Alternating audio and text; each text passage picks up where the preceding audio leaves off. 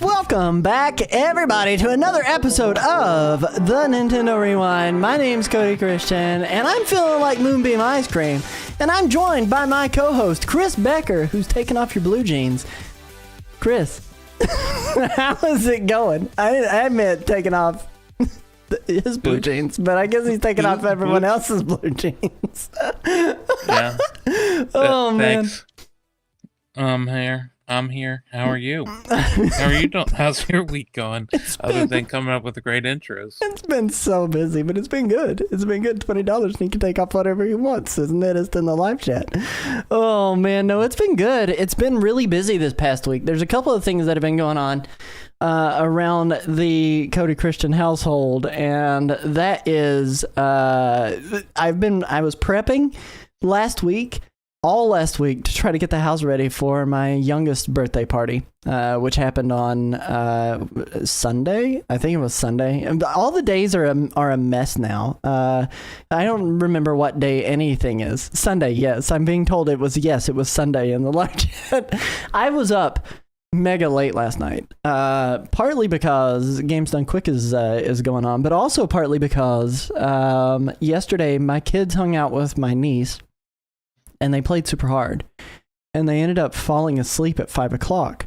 And Lando woke up at 11 o'clock, 6 hours later, and was ready to party. And then Trip woke up at 3 a.m. and was also then ready to party. So I was up until daybreak today. And then around 6:30, 7 o'clock, I went to the bedroom. Courtney was like, "Where have you been?" And I was like, "I've been awake with our children." And she was like, "Oh." And I was like, "I'm going to sleep now." She goes, "Okay." So then I went to sleep and slept until about noon, but it still just was not enough sleep. It was such a weird thing. But my whole week has just felt kind of off because of it now. I'm like, I don't even know what day it is anymore. I almost forgot it was Tuesday. I'm not gonna lie. You forgot it was what, Tuesday? I almost forgot it was Tuesday. Yeah. We haven't been talking that much. We didn't talk much at all this week. No. And mainly because, listen to this. I'm listening. Cody, you know what? Wait, I'm not listening to this. This is lies and slander. Listen. Listen. No. Listen to this. Now, I usually don't get very political, okay? Now But the fact that Cody is siding with the party goers in the antipasto salad fiasco. Listen, the fact that this woman made an antipasto salad and then she handpicked these tomatoes. She made it at home, right? She brought it to the party. Listen, I see your face and I will acknowledge it in a second. But listen, she brought it to the party. Here's the thing. Did I ever tell you I was going to school for to be a therapist? I was going to do that. It was not poisoned. But okay. But one of my favorite things about the human brain is, yeah, Cody is on the side of the homeowner. I don't even know what we're talking about. This is wild. Trust me. If you know, you know. Just Google antipasto salad. Antipasto salad? Antipasto salad. Is it antipasto? I guess it is. A-N-T-I-O. Well, I Googled it, and all it's telling me is a recipe and what it is. Just type in pasto salad party. Okay? Just trust me. I'm not going to send you another TikTok to watch, but listen. I did, but now it's telling me how to make enough for a party. Listen, the fact that you don't even know what I'm talking about explains why we haven't controversy. All right, controversy, says Susie in the live chat. In all caps, controversy. Is antipasto salad a real Italian salad? You're going down the wrong hole. Listen. It's a TikTok thing. Yeah. So anyway, like I was saying, show a picture of it. A picture of antipasto salad? Yeah. Well, here's Jack making his famous antipasto. Here's another one. None of those look as good as the one this woman made. It was impeccable. Okay. Well, this one looks pretty good. I like this one. They look elementary compared to this woman's. Okay, hold on. Let me get my camera up and running. I'll show you a picture. Okay, I don't even know what's going on. I feel cornered. What's going on? Listen, I think we all know what's going on. Okay, she made her own cheese. Yeah, she made her own cheese. She made her own tomatoes. She grew them. She grew her cheese. Yeah. You can't. I mean, you can, but you Mother's shouldn't. Milk. Yeah. No. Did she? Oh my God. Are you serious? No, she did not. No. Oh my gosh. Okay. Listen, it's this whole thing. She made the salad. She got invited by her son's friends' mother invited her to this party. So Okay. she showed up to the party. She brought the antipasto salad. She brought it. I'm mispronouncing it. Her I'm son's sure. friend's mother. Yes. Okay. No. Yeah, her son's friend and her mother were going to this party, so they invited her son and her. And so she was like, well, I'm getting invited to this party. I'm going to bring this salad. And so she brought it, and then they realized she walked into the house. She was in there, and they kicked her out. And they were very rude. This woman posted a video online, and that they were like, listen, it was not a party. They kicked her out of the party. The woman was crying. She was crying. She was sad, you know? And so they were very rude about it. And so then what happened was, it was the woman, the homeowner and her husband. They both, they own it together. So both of them, the homeowners and the husband's dad, right? Her mom, his ma, hey ma, Hey ma, hey ma, he brought it over. They made videos, and then the internet tore them apart, and so they deleted the videos. The woman deleted her account, created a new account, made another video. The internet tore her apart. She deleted her account again. Then the guy's mother made a post, and all the posts were like, it wasn't a party, it was a get together of the neighborhood. And they were like just using all these other words for party. Okay. And so anyway, needless to say, Cody is on the side of the homeowners, and I am on the side of this woman that made the antipasto salad, and that's why Cody and I haven't been talking this week. And I've been sick. But other than that, what's the best thing you ate all week? Let me ask you that. I made hot dogs for Landa's birthday party. You gonna ask me how many hot dogs I had this week? I've so far had. As long as you don't tell me anything about, I don't want to hear about I've had stinking 5 hot dogs this week. I've had 5 this week so far since Sunday. I had to have 5 to your sister's tally. Why? Because I'm eating for 2? Is it she gets to count the ones I had? Yeah, no, she sent me a text and said she had 5 hot dogs. Listen. Oh, okay. It's an honor system. I'm going to believe she did it, and she's not counting your dogs. She probably did. She loves eating hot dogs. I don't understand it. Also, why is she not here? She's usually here in the chat giving us, maybe she has a problem. She's time busy. blind, too. She's busy. Yeah, that's okay. I'll forgive her. Maybe. I don't. Maybe she's busy eating them hot dogs. She could be. Nobody. Don't clip this out and send it to her. Yes, somebody clip that and send it to her right now, like at this very moment. Oh man, dude.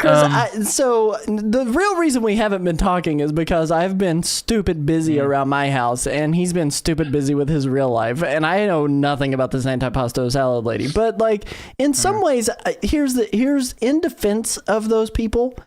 I don't really know the situation. The homeowners. I'm not siding with them. I'm not siding with them. If you keep saying their defense. I'm not siding with them. But what I am going to say. You watch your words, or your days are numbered. Oh God! What I'm saying is, it was their home, right? Was it their home? Hello, Chris. Chris, I'd like to. We got people to thank. What the heck? I'm just saying. God, but he is right. They knew she was coming. They invited her too, I'm being told. Well, never mind then. They invited her. It's their problem.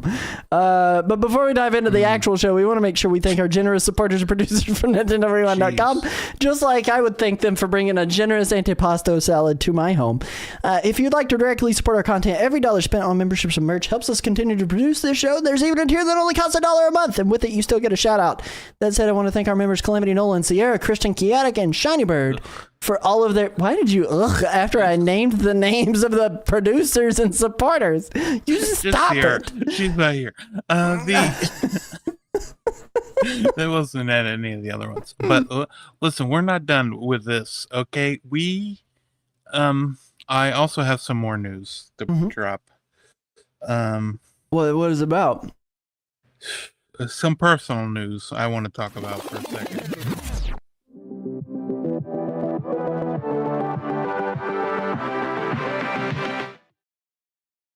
What? Okay, what? Is everything okay? Yeah, everything's fine. Okay. Oh man. Geez, what's the news? That? Okay. It's personal news. Is it good news? It's personal news. My son. Okay, my 13-year-old son. Mm-hmm. Shout out to Flynn. He just had a birthday. July Shout 3rd. out Flynn. Yeah, July 3rd, same day as someone else. Same day as Wando. They got the birthday buddies, brothers. Birthday bros. Yeah, we were knocking the boots at the same time. God, separate years, separate years. Jesus. But shout out shout out to Flynn. I don't even know. Okay, it was October 5th. Yeah. The day Steve Jobs passed away. Is that the day Steve Jobs passed away? Yes. No way. It is.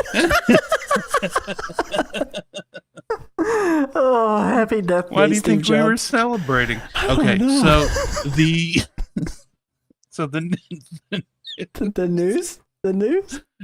news is my 13-year-old son is really he's really into a new show. Can you guess the name of the show that he's really into? So you sent me a picture on Discord, yes. and it was a screen grab. Hang on one second. I'll just open it up in a browser and I'll show it to the people because I don't know what this show is. I'm not gonna lie. Don't show Flynn's username. Okay, I've scrolled down so people can't see his username. But this was the screen grab that you sent me. Let's see if anyone knows. Yes. All right, chat. Here's a poll. Show my son is watching. He's 13. Ace is evil. Shelly's the best. This show's peak. Yeah. Also listening to 3 Days Grace. Are you sure your son isn't a millennial? He hangs out with some millennials. His parents are. What is this show? Susie seems to know it. She says, "Oh," and Dennis says, "Who's that Pokemon?" It's Pikachu. God. I mean, I don't know what this show is. I have to imagine it's a love reality show. Yeah, it's Love Island. Yeah. Oh, okay, I was halfway there with the love. Yeah. I knew it. Why? Susie knew it immediately. Why is your 13-year-old watching Love Island? Listen, when he's not watching, when he's watching that, and he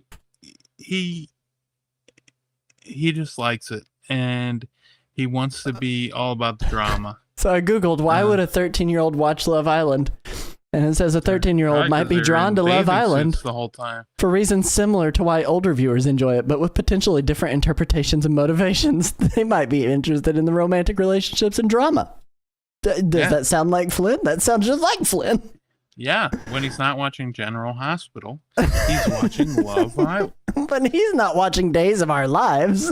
Yeah, as the world turns, the price is right.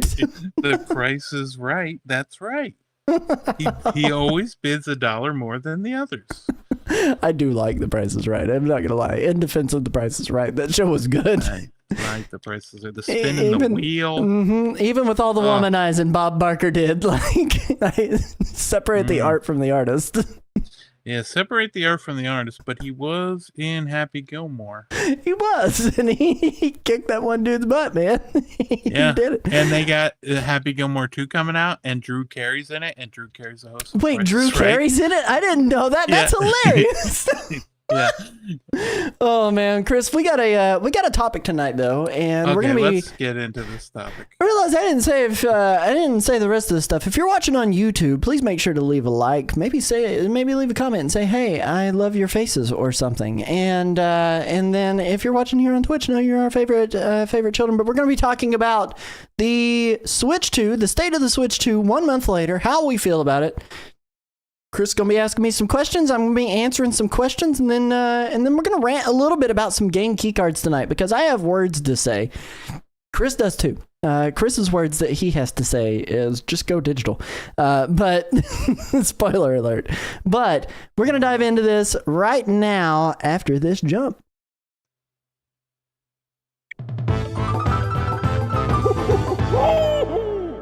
Switch 2.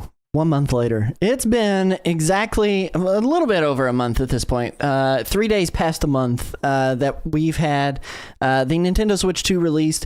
I am really curious about what other people who have picked this up are feeling about it, but I genuinely wanted to try to kind of gather my thoughts about it for anyone who's maybe been on the fence about whether or not they wanted to pick up a Switch 2. Maybe they've had some concerns that they've been holding on to, or maybe they've just been listening to the very loud minority of people out there who are being like, just buy a portable PC. It's one thing after the other with those people, but want to dispel some rumors, want to talk a little bit about the state of the Switch 2, how I'm feeling about it, and answer some questions for you guys. Susie says, it's been a month and I'm still tired from being at Best Buy at 1 a.m. and I could not resonate with that any more than I already do. That's so true. That's so true. But Chris, I gave you a list of questions that you could ask, but I know you're going to ask other questions because that's just the kind of Chris that I get, and that's what I pay you to be here for. So thanks for being here. So. Yeah. Chris, because we all know you don't pay me an antipasto salad. No, but I should, and I'll get you an antipasto shipped tomorrow from DoorDash. You just wait. Can't wait. So I get paid in Buffalo Crunchers. My dad, not a big fan of Buffalo Crunchers. He's missing out. I really liked them. I thought they were great. We had a couple. Chaotix here. Welcome in, Chaotic. We had a couple. He's not a huge fan. Listen, let me ask you this. Uh-huh. How does it feel to have been playing the Switch 2 that will go down in history as one of the worst Nintendo launches in terms of game quality? So we talked about this last week after post the show, but I guess we're going to revisit this. Man, asking the heavy questions, because I don't think it had one of the worst launches in console history. We're only counting Switch 2 games that aren't on other systems. Well, you can't do that either. You can't only do that. You've got what do you have? Mario, right? You got Mario Kart World, but not a new Mario. You got Mario Kart World. You got Nintendo Switch 2 Welcome Tour.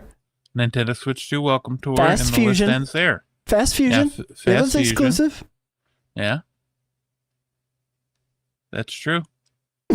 So those three, it was like, the launch of the N64 where it launched with Pilot Wings and Mario 64. But Mario 64 and not Pilot Wings are some of the greatest games of all time, and people talk about that. I disagree. Mario 64 aged worse than a lot of Marios, but to kind of answer your actual question before you keep razzing me before I can even get the answer out. You razzed up. Oh man. So here's the thing. Let me look at the list of questions. Chris had a question about, no, don't stick to the script. I like this better. Chris had asked me last week, we were coming up with our content plan because we hadn't scheduled anything out for post July, hardly, for podcast topics going into next month. And he said, maybe we should do like where we rank all the system launches for Nintendo. And I was like, I think we did that. And then I went and looked, and then, yeah, we did it. And it was actually one of the first episodes Chris was on as a full-time co-host on the channel. And I was like, you were actually on this episode. How do you not remember this? But we talked a little bit about... I had a lot going on at the time. You really did. That's fair. But we talked a little bit about how we feel about the Switch 2 launch and whether or not we think it's a good launch or a bad launch. And when I was looking at that list, we had, what did we have at the top of the list? I think we had GBA at the top of the list in like S rank. But we had the Switch 1 in A rank, if I'm remembering correctly. And then it was like, okay, well, if we put Switch 1 in A rank, what did Switch 1 launch with on launch day? And clips. That list was pretty small. Launch day games. Let me go Google that real quick. So day 1 launch day titles was 1-2 Switch, Just Dance 2017, Breath of the Wild, Skylanders Imaginators, Super Bomberman R, I Am Setsuna, Snipper Clip, Shovel Knight Treasure Trove, Shovel Knight Spectre of Torment, and Fast RMX. And it was one of those questions about like, okay, so on the launch day, what did we have for Switch 2? And we had a lot of games, more games for Switch 2 than we had for Switch 1. But I would probably argue, yes, like less exclusives, less experiences you could have had elsewhere on Switch 1 compared to Switch 2. That 1-2 Switch was exclusive to Switch. Breath of the Wild was exclusive to Switch. It was on the Wii. Snipper Clips was exclusive to Switch. Fast RMX was exclusive to Switch. And Shovel Knight Treasure Trove. The new DLC for Spectre of Torment was timed exclusive to Switch. So all of those things were exclusive, and we put that in A rank. But here's the reason that I thought about it, and if it were just me saying that, if it were just me ranking Switch 2's launch day, just with the volume of games that were there, yes, I could have played those games elsewhere. But I likely probably wouldn't have. And as a matter of fact, I know I wouldn't have because I didn't play Cyberpunk. I had it on Xbox. I had it on Xbox Series X, but I didn't play through Cyberpunk until I got my Switch 2. And having the portability there and at a high performance made all the difference for me wanting to visit that game and actually enjoy it. So if I were going to rank it, I would still give it like an A, possibly into the S because of the volume of stuff that was there day 1. Now, was it all the best of the best? No. There were some games that I absolutely would have avoided if I didn't feel like I had to buy it. Nintendo Switch 2 Welcome Tour, I'm looking at you. But overall, I think the launch day games were phenomenal games, even if you could have those experiences elsewhere. It's just they were in a different form factor and performed better than a lot of other places that I would have played it portably, like a Steam Deck or so. Right. Well, that's true.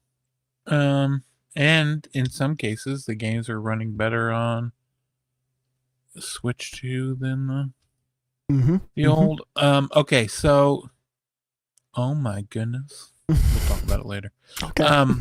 I just saw that. Okay, so because I went to go open up the questions and I opened the wrong tab and I saw something.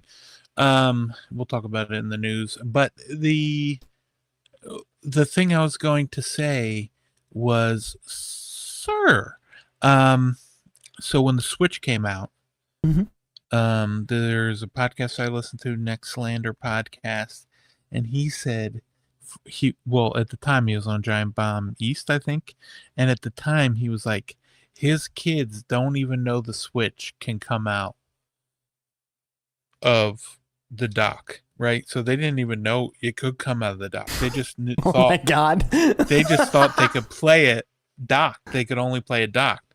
And he did that just so that they would not do that. And it was like that for a few years.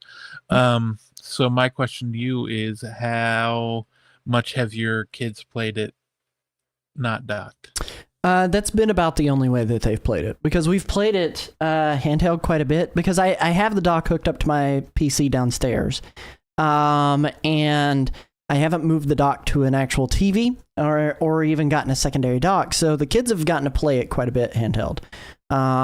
Joy-Cons off, split screen is freaking phenomenal. That screen is huge on it, and it makes actual co-op gaming in tabletop mode doable, whereas like on Switch 1, the original Switch one, it absolutely wasn't like, don't do that. That game, you can't see it. It's too tiny. And then the OLED came out, and it made it a little bit easier because they got rid of the bezel.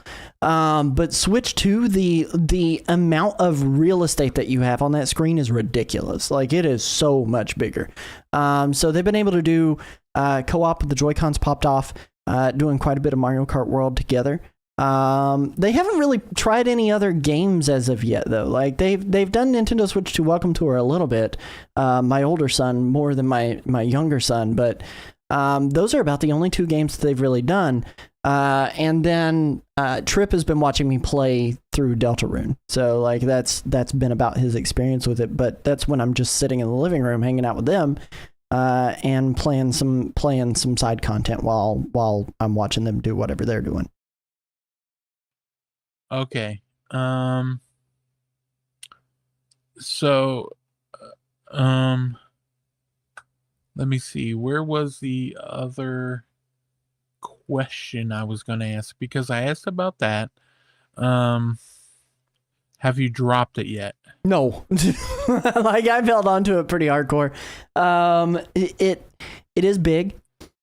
So, like, it is difficult if I have, like, keys and a phone and a wallet and everything else that I've got to carry in at once, and I try to stick it up and underneath my sleeve, and I have to keep my arm held down on it really tightly because it is huge and kind of a little bit on the heavier side, but I still haven't dropped it just yet, and that's good. But, I mean, honestly, I would still recommend getting a case for it, of course. But I feel like the way that it's built, it could survive a drop pretty decently. So I'm not trying to drop it, though. That's the last thing I want to do with my tech. But it hasn't been dropped just yet. Okay, so you haven't dropped it. You haven't dropped it on your face, like while you're laying down playing it? No, but when we first got it, I was playing it without the grip. And it's a little bit on the thin side. I mean, and let me pop this baby off. It's looking like an iPad. It is big, Saki. Let me pop this off. This is the first time I've popped it off since I put it on, to be honest.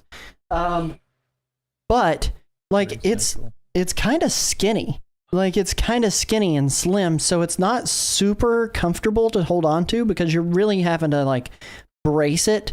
Where it is so wide, you're having to brace it all the way across the back.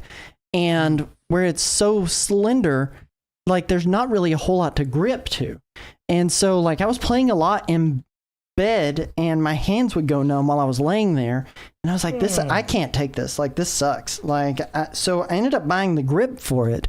But what I would say is while I was playing it without the grip, because it was heavy and because it was skinny, I ended up taking the Joy-Cons off, popping the kickstand out on it, and then just like laying it on my chest and like kind of just playing it tabletop mode on my chest so I didn't have to hold on to it that long.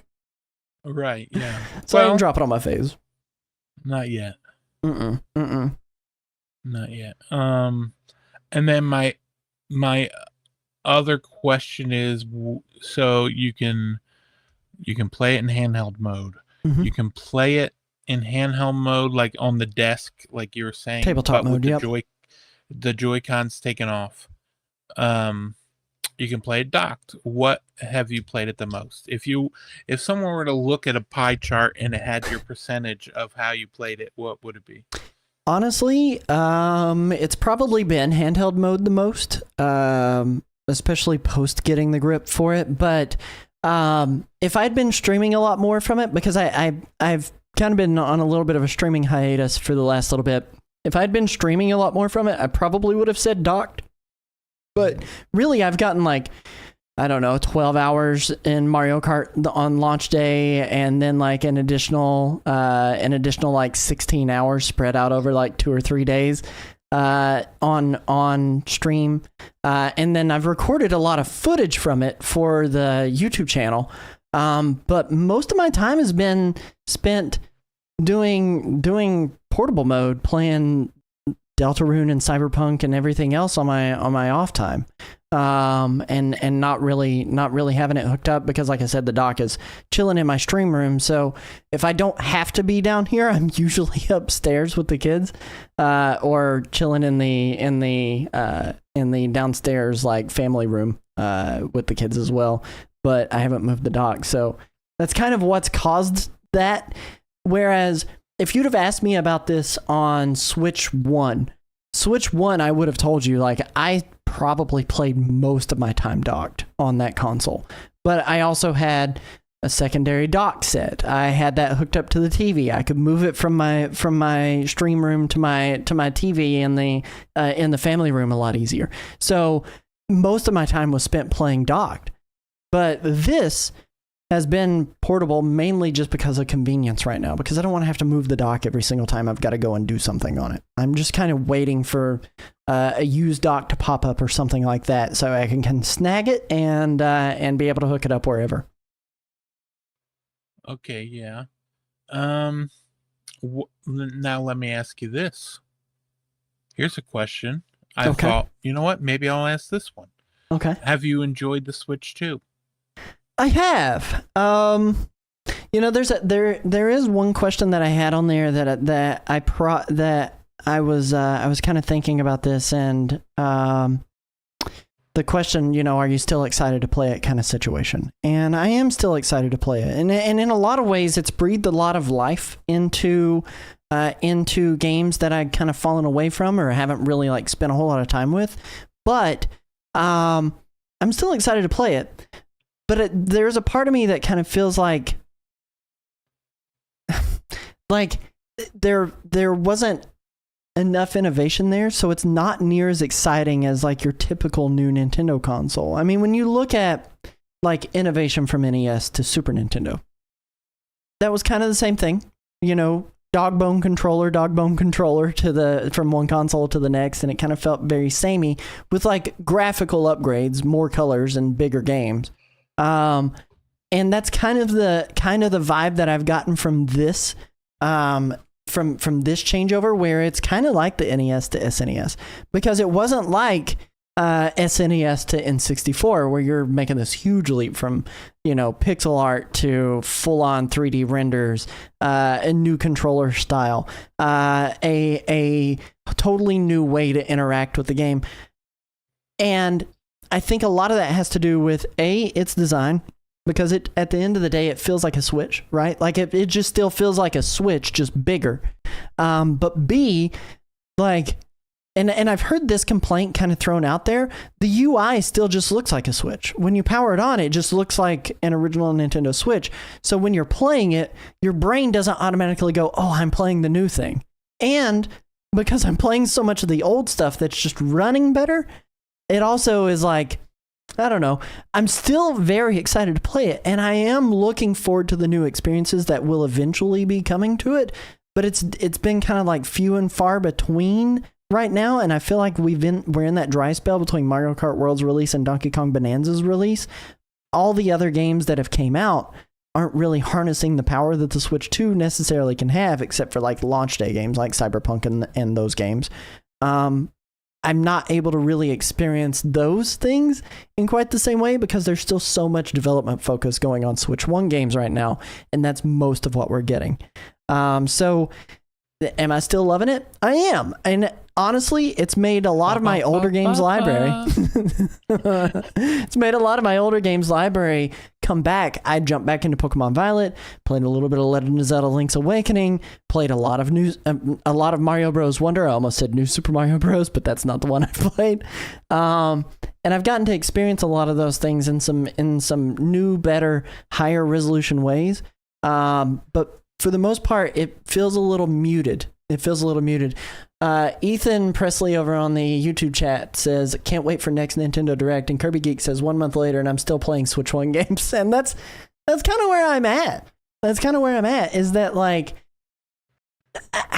it's hard to differentiate this experience and say this feels awesome, because so much of the experience is still very retroactive, right? Like there's not enough new out there for me to really get the experience of the Switch 2 the way that I would hope to. Right. Yeah, exactly. But then again, it's like, it almost, the Switch 2 launch almost feels, now, don't think this the wrong way, almost feels I'm gonna take it the wrong way right now. I'm taking it the wrong way. Going from like the Xbox One to the Xbox Series X, where it was, like you said, all the same UI, the same system interface. So, and then a lot of the games are on both at launch. Yeah. So, you know, and Mario Kart, you know, started development on Switch 1. So you'll start seeing it more with games like Donkey Kong, and then as they release more games. But you know, I feel like you'll be like drawn to it more like a year from now than, you know. Yeah, if I'll ask it again in a year. Don't get me wrong, like there are a lot of things to be excited for that are on the horizon. Metroid Prime 4, Donkey Kong Country, or Donkey Kong Bonanza. I almost said Country Bonanza. Donkey Kong Bonanza. We don't know? No, unfortunately I don't. My uncle doesn't work at Nintendo. Not anymore. But there are also a couple of other things that are out there that are on the horizon that I'm looking forward to. Like even though Kirby and the Forgotten Lands is a Switch 1 game, the Starcross Worlds DLC I'm very much looking forward to. I know I'm going to have a good time with that. There are a lot of things that are going to be coming that are going to be exclusive to Switch 2. And I know all of that's like first-party Nintendo stuff. But it is going to kind of change the experience and the way you interact with the Switch 2, because those aren't things that you're going to be able to get on Switch 1. Can you game share those to Switch 1? Yeah, absolutely. You can game share those to Switch 1.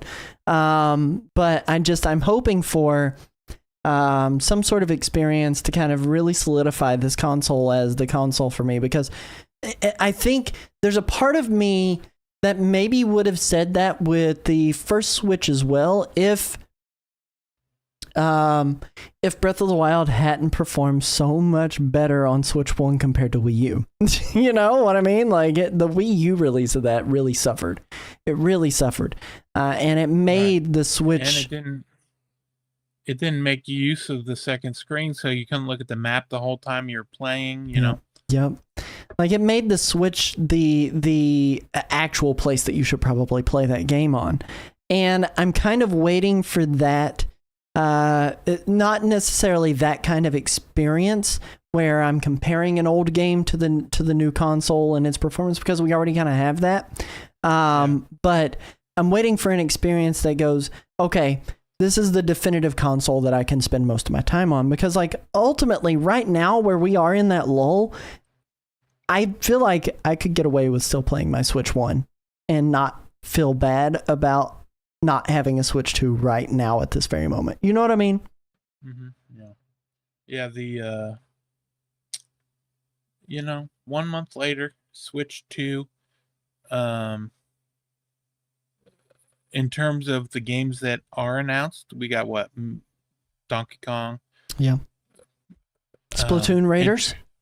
Splatoon Raiders and, well, I mean, even Metroid Prime 4 and Pokemon Pizza are coming to the original Switch. Pokemon Za! Yeah, you know, so in terms of like Switch 2 exclusives, it's what from Nintendo. I mean, we got Mario Kart World, we got Donkey Kong Bonanza, we got Air Riders, we got Daemon X Machina, Titanic Scion's going to be coming. I think that one's going to be exclusive for a little while. For what? For Switch 2. Well, no, and I think it will come out on other places, won't it? Is that one it's not on- exclusive? No, yeah, it's multi-platform. Mhm. Um, I didn't realize but it was day one then multi-platform. Yeah, it's even coming to Xbox day one. Hyrule Warriors, well, Age of Imprisonment. Yeah, Hyrule Warriors, and then what was the Dusk Bloods. Dusk Bloods? Yes, thank Which you. that game looks sick. I don't know how I knew the game you were talking about without you actually saying anything. You were like, what was that? And I was like, Dusk Bloods. But yeah, I mean, there is a lot to be excited about. There is a lot to be excited for. And that kind of goes into another question that I had on the list. You know, do I have buyer's remorse? No, absolutely not. Like, I think, you know, within 4 months, people are going to be like, okay, there's enough out there. I really do want to get that. And people who got it are going to be like, okay, there's enough out here. It's justified my purchase more effectively. I don't have buyer's remorse for this. I know I'm going to love this console for the next 7 to 8 years. You know, this is going to be the console for me. But yeah, you don't buy a console for the first month. No. Well, no, I mean, like, you're not buying it just to play what comes out in the first 5 weeks. Well, it depends on what kind of fan you are and what is coming out. You know, if so looking back at launch day games like GameCube, I wouldn't have been buying that day one for Luigi's Mansion, right? Like realistically, I wouldn't have. The whole reason I got a GameCube was for Mario Kart Double Dash when that came out. That's the reason I got the GameCube. And I convinced my dad to take me to go get it because he also loved Mario Kart. We've talked about this on the show prior. That was like the game we played a lot growing up. And I think it was going to be the thing that convinced him the easiest to go in with me and let's go get a GameCube. But I had knee surgery because I tore my ACL. Playing Octopus Tag, and first throwing a punch, and then after that tore it off completely with Octopus Tag. But you know, I was training to be a pro wrestler, and so then I got the surgery, came out that day, and hobbled into GameStop because I worked there at the time. Hobbled into GameStop and got the GameCube, and it was like one of those things. I think it was maybe EB Games at the time, but they like required you to buy the system plus. Remember, like they would have like the bundles, and so you had to buy the system plus 3 games, and so I got like Rogue Squadron, Luigi's Mansion, and I think the third game would it have been Wave Race. Was Wave Race a launch title? it was.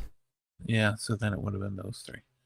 Like launch days in terms of that first 5 weeks and reasons to go get the console. I think the only console that I would have done that for that's ever been released from Nintendo. Well, there's 2 of them. One of them would have been the N64 for Super Mario 64 because back in the day that was a huge thing. Like that was huge, and I would have done that had I had my own money and not been like 8, you know, when that thing released. But yeah.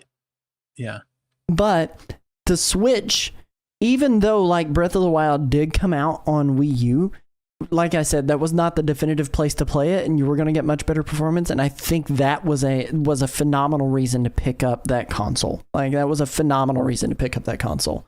But Switch 2, while I've loved Mario Kart World and I've had a great time with my friends, that is one of those games that I like to pick up and play. Right? Like I want to pick up and play a few rounds. It's not going to hold my attention for 80 hours while I wait for the next game to come out, you know? Right. Like it's going to be that Mario Kart has always been that in addition to game. It's like a must-have. Like you should have that. It's a must-have game in your library because then you can play it with other people and you can have a good time and you can kind of get on there and waste a few minutes racing some rounds.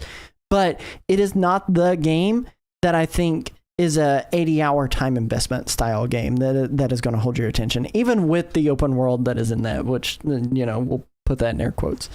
It's not the thing. So I think it's made it really, really difficult with this wait to say, yes, like that first 5 weeks of games is what you should buy this Switch for. realistically is Cyberpunk 2077, right? Like that's the game that would hold your attention for 80 hours. I'm not saying don't buy a game, and I'm saying people don't buy it just for that first 5 weeks. They're buying it to be playing it for 7 years, is what I'm saying. I would agree. Susie in the live chat here says, I'm personally okay with not having a bunch of new games drop at launch, trying to tempt me to spending a few hundred more on top. I've got a nice new system and a nice new controller and Mario Kart and several games upgraded that I already had, and that's good to get me through to Kirby Air Riders, which that's exactly right. Like at the end of the day, like that's the launch for this game, and I know I'm really late on reading that comment, but like that resonates so much with what we're talking about right now.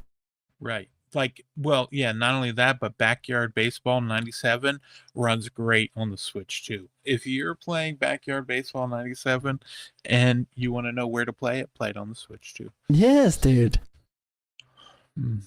Which, by the way, Backyard Baseball 2001 just came out today on Steam. Did you ever play the Backyard Baseball games? I wasn't a big baseball. I played baseball growing up, from about fourth grade all the way up to ninth grade. Did you play any of them? But I didn't do any of the sports games. I wasn't a sports game player. Like the closest thing that got me to sports games was like Mario 3-on-3 Hoops. that was as close as I got to sports. Mario 3-on-3 Hoops. Yeah. The Mario 3-on-3 Hoops. I imported that game because it came out like 6 months earlier in Japan. I imported it and I played it for like 50 hours, the import.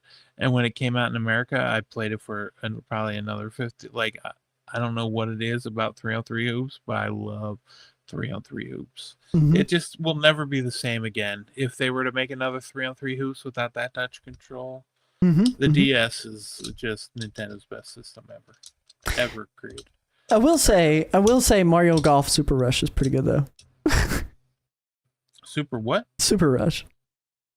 Oh, the Switch one. Yeah, I really liked Mario Golf Super Rush. It's not as good as the GBA ones, but it's still good. Yeah, I like the multiplayer, the Rush mode. And it absolutely is a JRPG. It's turn-based tactics game. The Mario Golf is a JRPG. I'll stand by it till the day I die.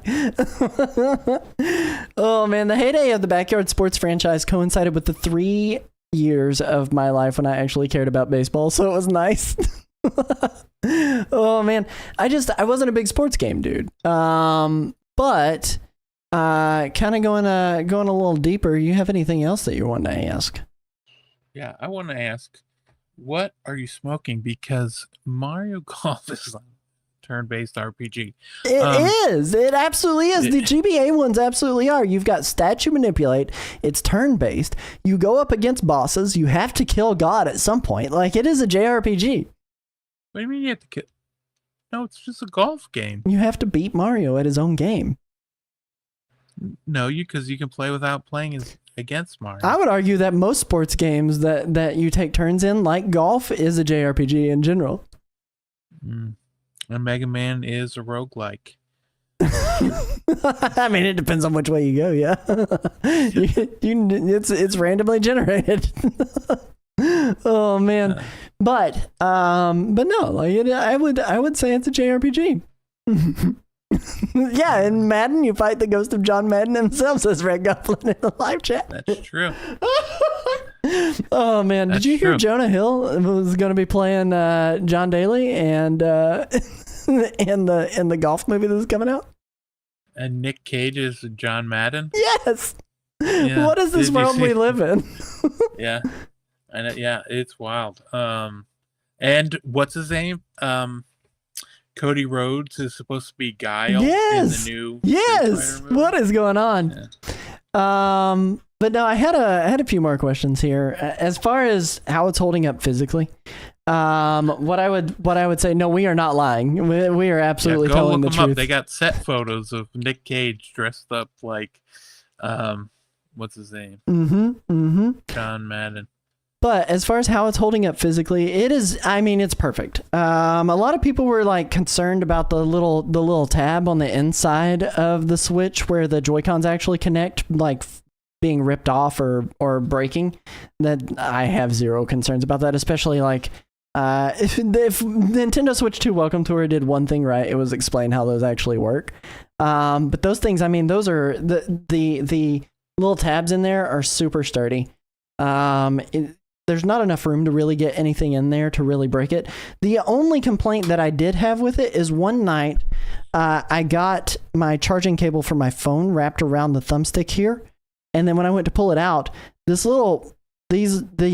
blue and red pieces here, they got the sheath that comes down over the ball joint of the joystick stretched over it because of my charging cable, and then I had a hard time getting it back down and in there. But it was absolutely perfect as far as that goes. Not a single scratch on it. The body of it's held up extremely well, even with me taking on and off this stuff. Red Goblin, have a good night, dude. I thought Susie was going. Hold on. I thought Susie was the one who was going too. She's going to bed too. But I would say physically, system's held up extremely well. Is it heavy? Yes, 100%. Which is why I needed to get the grip for it. Like, it just has made my hands not tingle near as badly. As far as battery life goes, though, and that is another note that I wanted to talk about, battery life sucks on this thing compared to the Switch One. I hate the battery life on it. And, like, I understand, like, I don't want to be all complainy because we're working with, like, a console that has, like, incredibly demanding games being played on it, like Cyberpunk, Well, it's a handheld. I wouldn't call it a console. Well, it is a console. It's a console handheld hybrid. It's both. Can it hook up to your TV? Therefore, it is a console. But it's got a dock for the handheld. Yeah, but yeah, I understand semantics. But the console, go on. But the console's battery life sucks. Like, it legitimately sucks. I would have been 100% about making this thing about a third thicker and putting a bigger battery in it. That's what I would have preferred. Now I'm being roasted in the chat because they're wanting to say, listen, okay, chat. Okay, hang on. No, hang on. It's a console. Hang on. Yeah. All right, we're going to say, is the Switch 2 a console or a handheld? Who are you asking? Console? I'm asking chat. Handheld. Oh. Both. Chat doesn't know. What? Chat knows. Hang on, here we go. We're starting the live poll here. We're starting the live poll now. A handheld, a console, or a VCR? Is it a VCR? It's on there. The poll is live. Vote now with your hearts. It is a console handheld hybrid. It is both a console and a handheld hybrid, because the thing is that when you plug it into the dock does some heavy lifting at bringing everything up. The dock actually does something. Like, it's not like it doesn't do anything and it just shows the video on the TV like a Steam Deck dock does. This dock actually does something to bring the quality up. So, like, isn't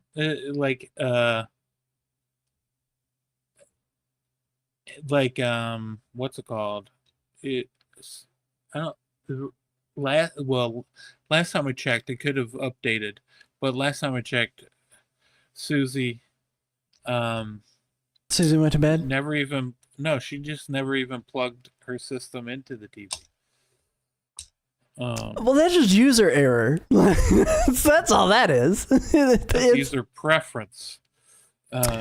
Home dedicated home console is probably the way that I should have phrased that, but I can't write dedicated home console. But Saki is right in the live chat. Game Boy was a console, Vita was a console. Handheld is also a console, but dedicated home console is probably the better thing to call it. Hybrid handheld dedicated home console is what I would call this. I haven't unpacked it. Handle. Yeah. Yeah, right. If it doesn't have a handle, it couldn't possibly be portable. It doesn't fit in my pocket, and it really doesn't. This thing is massive.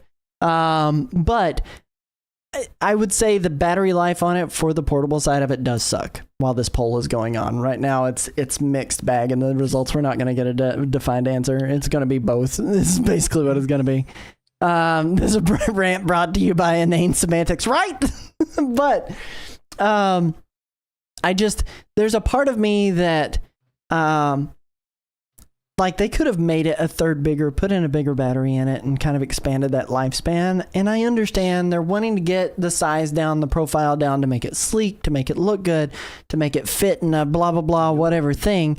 But thank you. But the thing is that they could easily just make it a little thicker and put a bigger battery in it. That's what I would prefer. I don't care about the weight. It's already heavy, and I can't stick it in my pocket. So what does the size matter? What does the size matter? Make it as big as a Steam Deck. I mean, I guess they got the numbers that they were like, we don't need to worry about the battery life because most people don't play it. The results are tied. Ooh.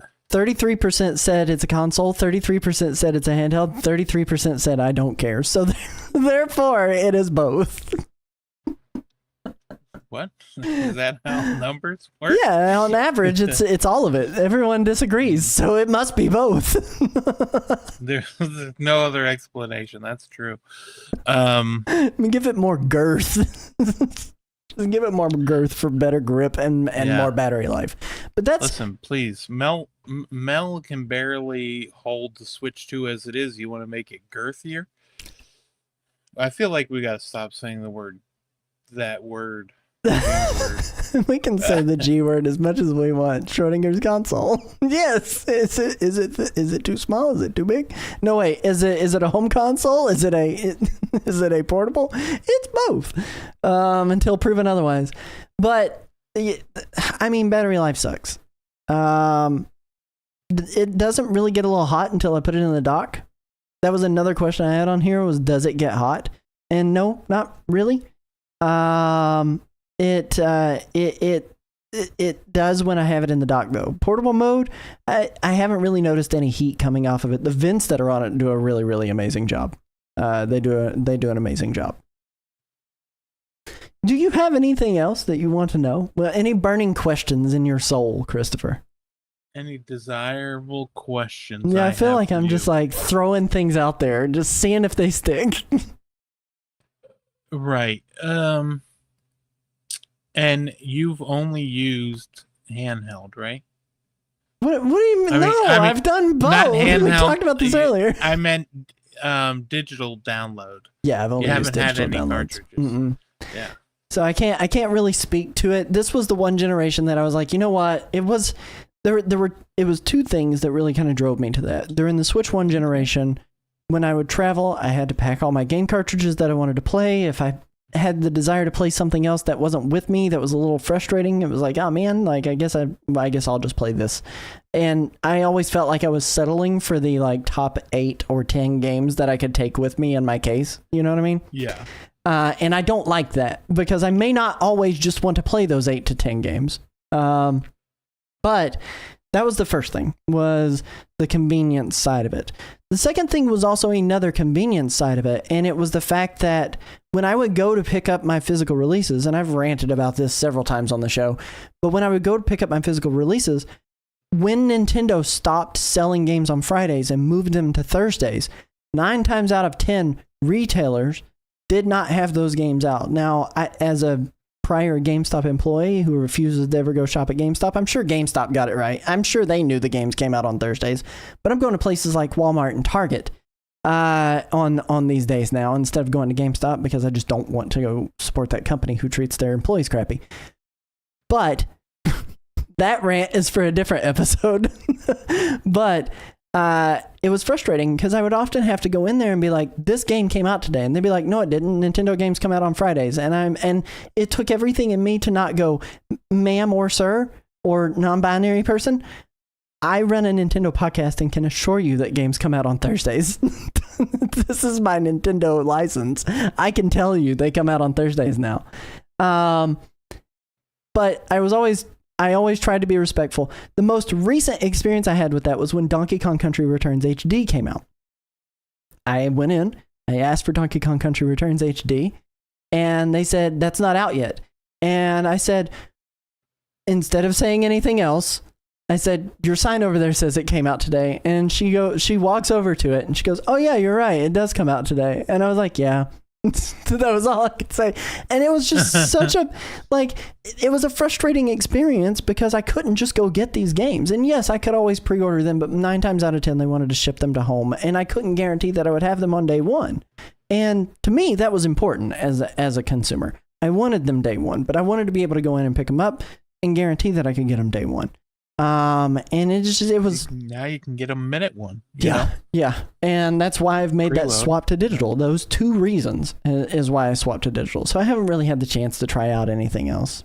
I haven't had the chance to do it. Right. Yeah, exactly. What about, let me ask you this. Because you've played, what's it called on there? Like a lot of the Switch 1 games on like the Switch 2 version, or not necessarily. I don't mean like Tears of the Kingdom and Zelda. I mean like Switch 1 games that just performed better. Got the free patches. Yeah. Did you find those to be easy to use or play? They were. There weren't any issues with that. 0 issues. Like literally, you plug the game in, or you download it if you have it digital. All my Switch 1 library pretty much, except for games that were digital only, are physical. So like I have to plug the game in. But you plug the game in, it prompts for a download the moment you plug it in, and it just did an update. And it was so freaking easy. Like it was so easy. I was kind of blown away because I thought it would be something along the lines of kind of like what you have to do with Legend of Zelda Breath of the Wild or Tears of the Kingdom, where you have to go in and download the upgrade pack. I thought that was what it was going to be. No, like it was just plug and play, update to the latest version, and it automatically detects whether or not you're playing it on Switch 2 and gives you that bump in frame rate and resolution and the extra features if you're playing it on Switch 2. I was kind of flabbergasted, honestly. Yeah. Well, that's good that it like worked, or still, it was so easy. Let me ask you this other question. Why is there so much trash in the city of Philadelphia? Okay. Well, the population's pretty high and we live in a wasteful society. And the sanitation workers are on strike. And the sanitation workers are on strike right now. For is that true? 5 days. Yeah. They've been on strike for 5 days. Dude, they're going to get the pay they deserve. They're going to get that so fast. No, the mayor keeps coming out and saying she's not going to give them the money. That's she fine. gave herself a big pay raise, but she's not going to give them to the people. What happens when the trash gets to Flower Town, USA? What happens? It better not. I'll tell you what. We're going to have problems. I mean, they picked up my no problem, but Tuesday's gonna be trash day. That's always we'll find out. Yeah, they better have it fixed by Tuesday. That's all I know. The one thing that sucks for those like sanitation, well, I mean, there's a lot that sucks right now with them being on strike and having to deal with that, but once that's done, then they have to go pick all of that up. You know what I mean? Oh gosh. The one nice thing for them, though, is it'll be overtime. But yeah, I mean, because they even had like a concert for 4th of July in Philadelphia. LL Cool J. Have you ever heard of him? I've heard of LL Cool J. Yeah, he dropped out because he said he's not crossing any picket lines, Shout out to LL Cool J. Good old James Todd Smith, man. Yeah. Exactly. That's real life name. What is this? What is the show? Game chat. I was gonna say in terms of the Switch 2 features, you got the game chat, you got the mic or the built-in microphone, plus the camera. You got the camera set up. I do. I have it set up right here on my desk and ready and raring to go for the next moment that I got to use it. Here's what I would say is game chat's great. but limited. I'd still prefer using Discord. Oftentimes I don't mind calling you on my phone. There's a lot of people who don't use Discord on mobile, and I don't know why. Like, I know that my mic doesn't sound as good when I call you on my phone, but you never really complain. But you also kind of just go with the flow usually on it anyway. Maybe you would complain. Do you have complaints about me calling you on my phone via Discord? But no, I have zero complaint. I don't care. All right. Well, perfect. But game chat's good. In the Mario Kart World Review, I talked a little bit about. This is a pro union Nintendo news podcast. It truly is. Susie gets it. But when I did that on the Mario Kart World Review and talked about it, like, it was such a cool experience actually getting to see my friends' faces. When I was racing against them, the rooms work really, really well. Oh, heck no. But I did, Vogue. So it was like winning, driving by. Oh yeah. But like that was pretty cool. I would say that my biggest complaint with it is that it's just like not something I really want to do because there's not a whole lot of people using it either. Like the people I play with aren't really using game chat. They're mostly sitting in a Discord channel or whatever. And until yes. Okay, and then I'll let you finish. But hear me out. What if they let you put your face, your camera, over your character's face when peak comes to Switch 2? If you could just have your face on there. I think I'd be more sold on it. I would absolutely use that for that. Because the game uses not only the microphone but proximity mic, and so whenever you talk, your mouth moves in the game just like my mouth moves here. Yep. Although I am exhausted, my arm's still tired. We gotta get through this. Are you tired from peeking? Is that what you're saying? No, my arm. Look at me. Look at me on the screen. I'm just. Are you on camera in the call? No, you're. No, I'm sorry. I'm see. talking about our show. What do you I mean? understand now. Sorry, I'm in a moment. Game chat's good. Camera works well. Microphone. I honestly haven't Have you tried had to use it? No, I haven't had to use it because I've been in a Discord call every single time. Joy-Cons popping on and off are great. On there yet? No, they don't. They don't have any reason for me to use the mic. Joy-Cons feel great. They're a little bit on the long side. I wish they were a little bit shorter because the way my hand has to hold it, like I feel like I'm holding the top end of a pencil. Like if you grabbed a pencil and you held it closer to the eraser instead of down below, and then you tried to manipulate it, like it'd feel really weird. You know what I'm saying? You don't know what I'm saying. I got big hands. Yeah. I haven't tried Game Share. Giant. I also have big hands. Put your hand to the screen. Look Put your hand to the camera. Look at that. I mean, here, can of soda Mine's for bigger. scale. I mean, I'm sure it is. You're like 6'7". Well, listen, that's fine. I mean, I'm not judging. I'm just stating facts. But I haven't done Game Share yet, and you and I we're gonna put a video out at some point in the coming couple of weeks, where we do Game Share with Split Fiction. I'm not 5'4". I'm 5'10". 5'5" at least. 5'10". I don't crack 6 feet. I'm no giant, but I got big hands for a 5'10" guy. He's 4'11". Just keep going down. I'm 3 feet. Nerd has no legs. Yeah. So yeah, we will be playing that. I'm excited to check that out.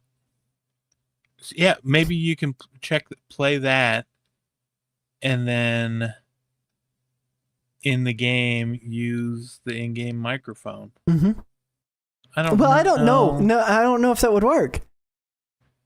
What do you mean? How would I use the in-game microphone in-game to talk to you? Do they have a server for Split Fiction chat? Well, Split Fiction is crossplay. Yes, but how do they expect you to actually talk to the person you're playing with? A microphone. What do you mean? In the game? I don't know. I don't know either. Now we're getting into stuff we don't know. Is the eShop better? Chris, is the eShop better on Switch 2? It moves faster. It goes faster. It's so much better. I mean, literally, I don't have it. I mean, I could hook it up, but if I pull this bad boy up and I just show you me loading into the eShop. Here's me loading into the eShop right now. Nobody look at my payment options or scan a QR code. Look at how fast that loaded. Now watch me scroll. Look at how many games are just loading. No probs. Let me go to the search browse page. Search browse. I'm just going to scroll. Oh, shoot. Hang on. View all software. Now I'm just going to scroll. Look at how fast those games load on this eShop. This is ridiculous. Compared to literally a thumbnail, not a single thumbnail wanted to load on Switch 1. Look at how fast that's loading. It would load like 6, and then it would have like 9, and then, yeah. That's so crazy. Like, it's so good. I'm in love with the way the eShop works on here now. It does make it a lot easier to spend money. What's the best-selling game right now on the eShop? You know, I didn't include stats, but I'm gonna guess that it's probably Mario Kart World, if I had to guess. Yeah, well, maybe Tony Hawk's up there right now because Tony Hawk just came out. Best sellers for Nintendo Switch 2. Mario Kart World at number 1, Tony Hawk's Pro Skater 3 and 4 at number 2, and Fantasy Life I at number 3. Followed by Cyberpunk and Zelda, Tears of the Kingdom. I know a lot of people that are playing Fantasy Life I've heard a lot of people are really enjoying that game, and I haven't given that one the time of day yet. It's $62.39, and I gotta save money for Donkey Kong now, so I spent a lot of money early. Yeah, right. Yeah. Well, there was a lot of stuff you wanted to check out, you know. Mm-hmm. Yeah. Don't forget to when this show's over, you got to start that download. We can play that sometime this week. Absolutely. What's it called? Split Fiction. Split Fiction, yeah. It does not have cross save. Tony Hawk. Okay, so Tony Hawk comes out on the 11th, which is Friday. However, if you get the deluxe version, you can play it today, Susie. Yep. And you get Doomslayer. Yep, and access to the Turtles and the SpongeBob course and everything else that's going to be coming to it. Well, yeah, you get those, yeah. And but so let's say you have Game Pass, right? And you don't want to buy that, right? They have like an $18 upgrade pass that you can do. This is not new for Tony Hawk. Every single Microsoft published game has a thing that lets you get 3 days early. So you can play the game early. The pass to get the extra stuff too is also because they own Activision, right. So they know that game will stay on Game Pass for the entirety that they offer that service. Well, yeah. So you get the early access, but not only do you get the early access with that $18, but you also get the expansion with you get the upgraded to the deluxe edition. You can already play the original on Game Pass on the 11th, and then you can play that there. Yeah, exactly. I did have one more thing on this list before we go into an ad break. And my final thing is, should you just buy a Steam Deck? And that was kind of the question. A lot of people are like, just buy a PC handheld, get a ROG Ally. Yeah, PC handheld. Like, it's not quite. The thing is I would say no. I would absolutely say no. First off, you are missing out on all of the Nintendo exclusives, right? Like, you will be missing out on all the Nintendo exclusives. Don't just buy a PC handheld if you want to experience the Nintendo exclusives. But on top of that, there was that loud minority of people who were like saying a Steam Deck is better, blah, blah, blah. What you are getting for your money, and like you really got to be fair about it. You've really got to be fair about it because you get a 120 hertz screen. You've got the powerhouse that is the Switch 2 with all the DLSS and all the other stuff, the frame insertion, whatever else that they're doing on there. And if you compare it to the equitable model of Steam Deck, it's near $250. No, it's $320. No, $225 more to get the equitable Steam Deck compared to the Switch 2 pricing. So like I just to get the equitable Steam Deck, like the same, like yeah, the closest to the same specs. because the Switch, even the OLED only goes up to 90 frames a second. You know, and that's as close as you can get. Like this is as close as you can get. Yeah, which is 550. Unless of course you get like a certified like refurbished one. But even that is if you get the refurbished one, it's 440. So it's still and that like rarely ever comes in stock. So right. It's just yeah. And that's not to say don't get a Steam Deck. That's absolutely not to say that. I'm not that big of a Nintendo shill to say that. How much space do you get on the Switch? 256 gigs. Okay. So yeah, this is 550 and it comes with 512. But, you know, I mean, you're not going to be able to play any of those Nintendo games, which is the whole legally reason. And right now you can't play Switch 2 stuff. There's no emulators for it yet, so we'll wait and see. Maybe we'll be reporting on that in the next 6 months to a year. But no, like that's absolutely not to say don't look at buying a Steam Deck. Steam Deck is a phenomenal device. It's probably the device that I've bought that I have the biggest regrets about because I haven't played as much with it as I have on a Nintendo Switch or a lot of my other consoles. I've played a lot more, and part of that's because like my PC's down here, and if I'm going to play games that would look better and perform better, I'm usually just going to walk downstairs to my PC.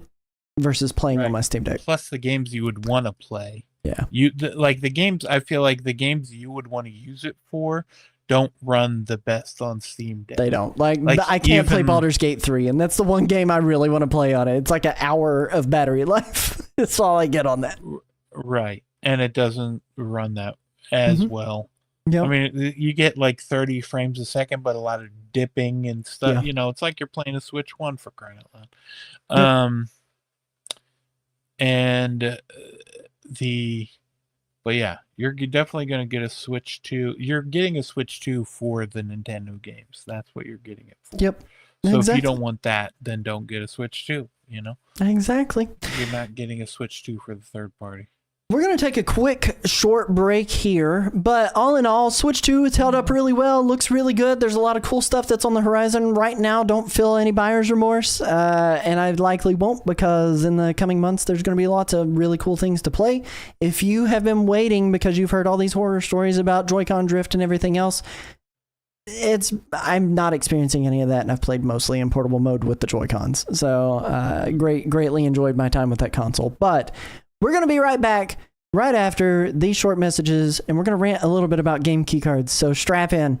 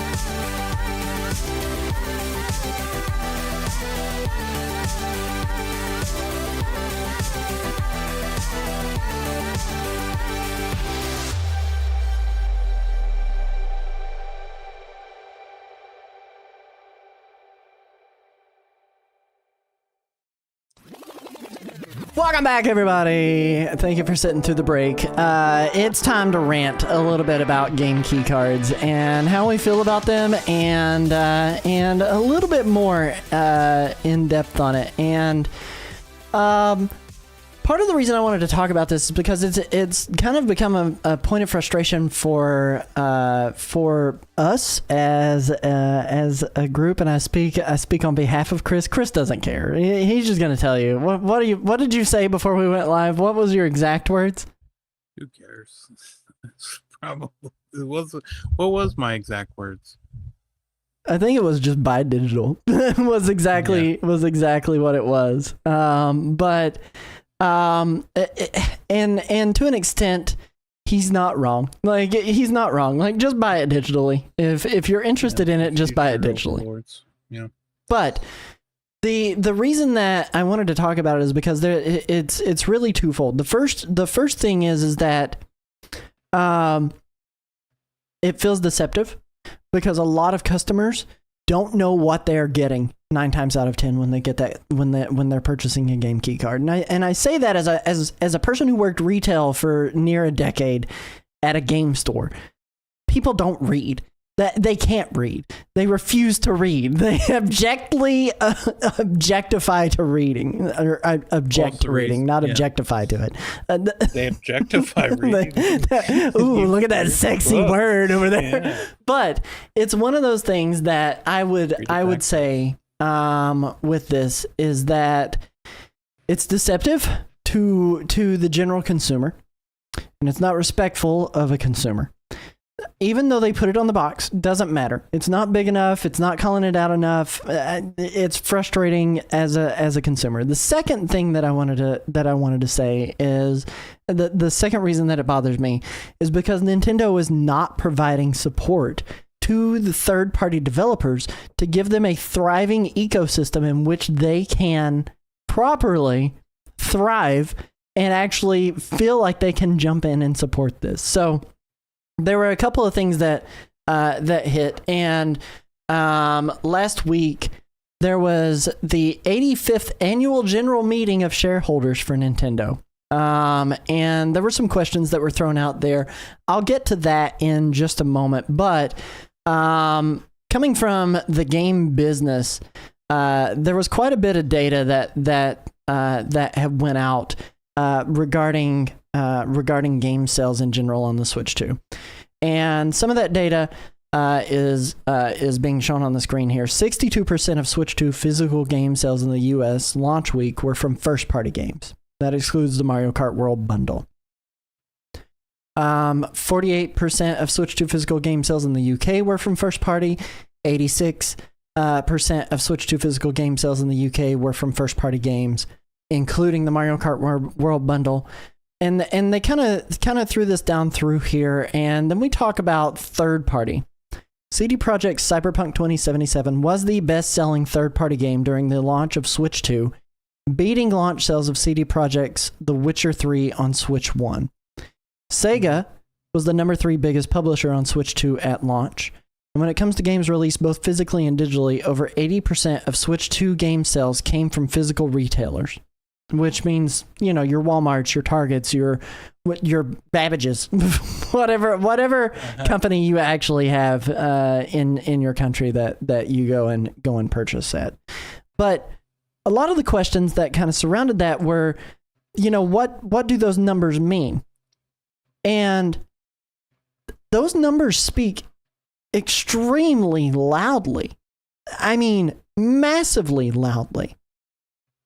When you look at 80% of physical games being first-party games being sold, and really your only physical first-party game that was out launch week was Mario Kart World, and Nintendo Switch 2 Welcome Tour, and Legend of Zelda, right? So those 4 games dominated the sales charts. Absolutely buckling the competition at their knees and saying bow at the altar of Nintendo. And it's one of those things that speaks loudly. And the reason that data is important is because one of the things that they talked about is third-party performance for the Switch 2 from a lot of companies said that it sold well below even their lowest expectations. That was the exact quote that was in there. Is it sold well below even their lowest expectations.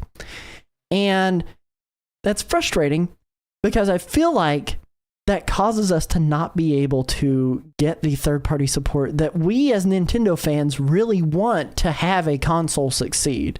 And I don't know how much you agree with that, Chris. I don't know how you feel about that, but I feel like that is to the detriment of that. What that it's to the detriment of that? You think so? Yeah, I really do. I think when you have those sales be as low as they are, what that communicates to third-party developers is, I'm not going to go through the effort of putting my game out there in any shape, way, fashion, or form because we sold well below what even our lowest projections were going to be. Right. Yeah. I'm curious because they don't share, at least Nintendo doesn't share their digital numbers. So I wonder how the digital games sell, but they didn't say, that quote wasn't like our physical sales were well below expectations, just our numbers in total, right? Mm-hmm. So it's almost like buying a $500 system. You don't have much money left over to buy any other games, at launch. Well, I think that's part of it, but it is also the fact that well, we'll get into the actual nitty gritty of what was asked in the investors meeting because this was the thing that I think got people the most interested as far as this goes. But this comes from Nintendo Life, and they had published the transcript of that meeting, and one of the shareholders had asked directly to President Furukawa, I've seen opinions on the internet saying that game key cards are unappealing. I'm concerned that if third-party titles using game key cards don't sell well, it will discourage third parties from supporting the Switch 2.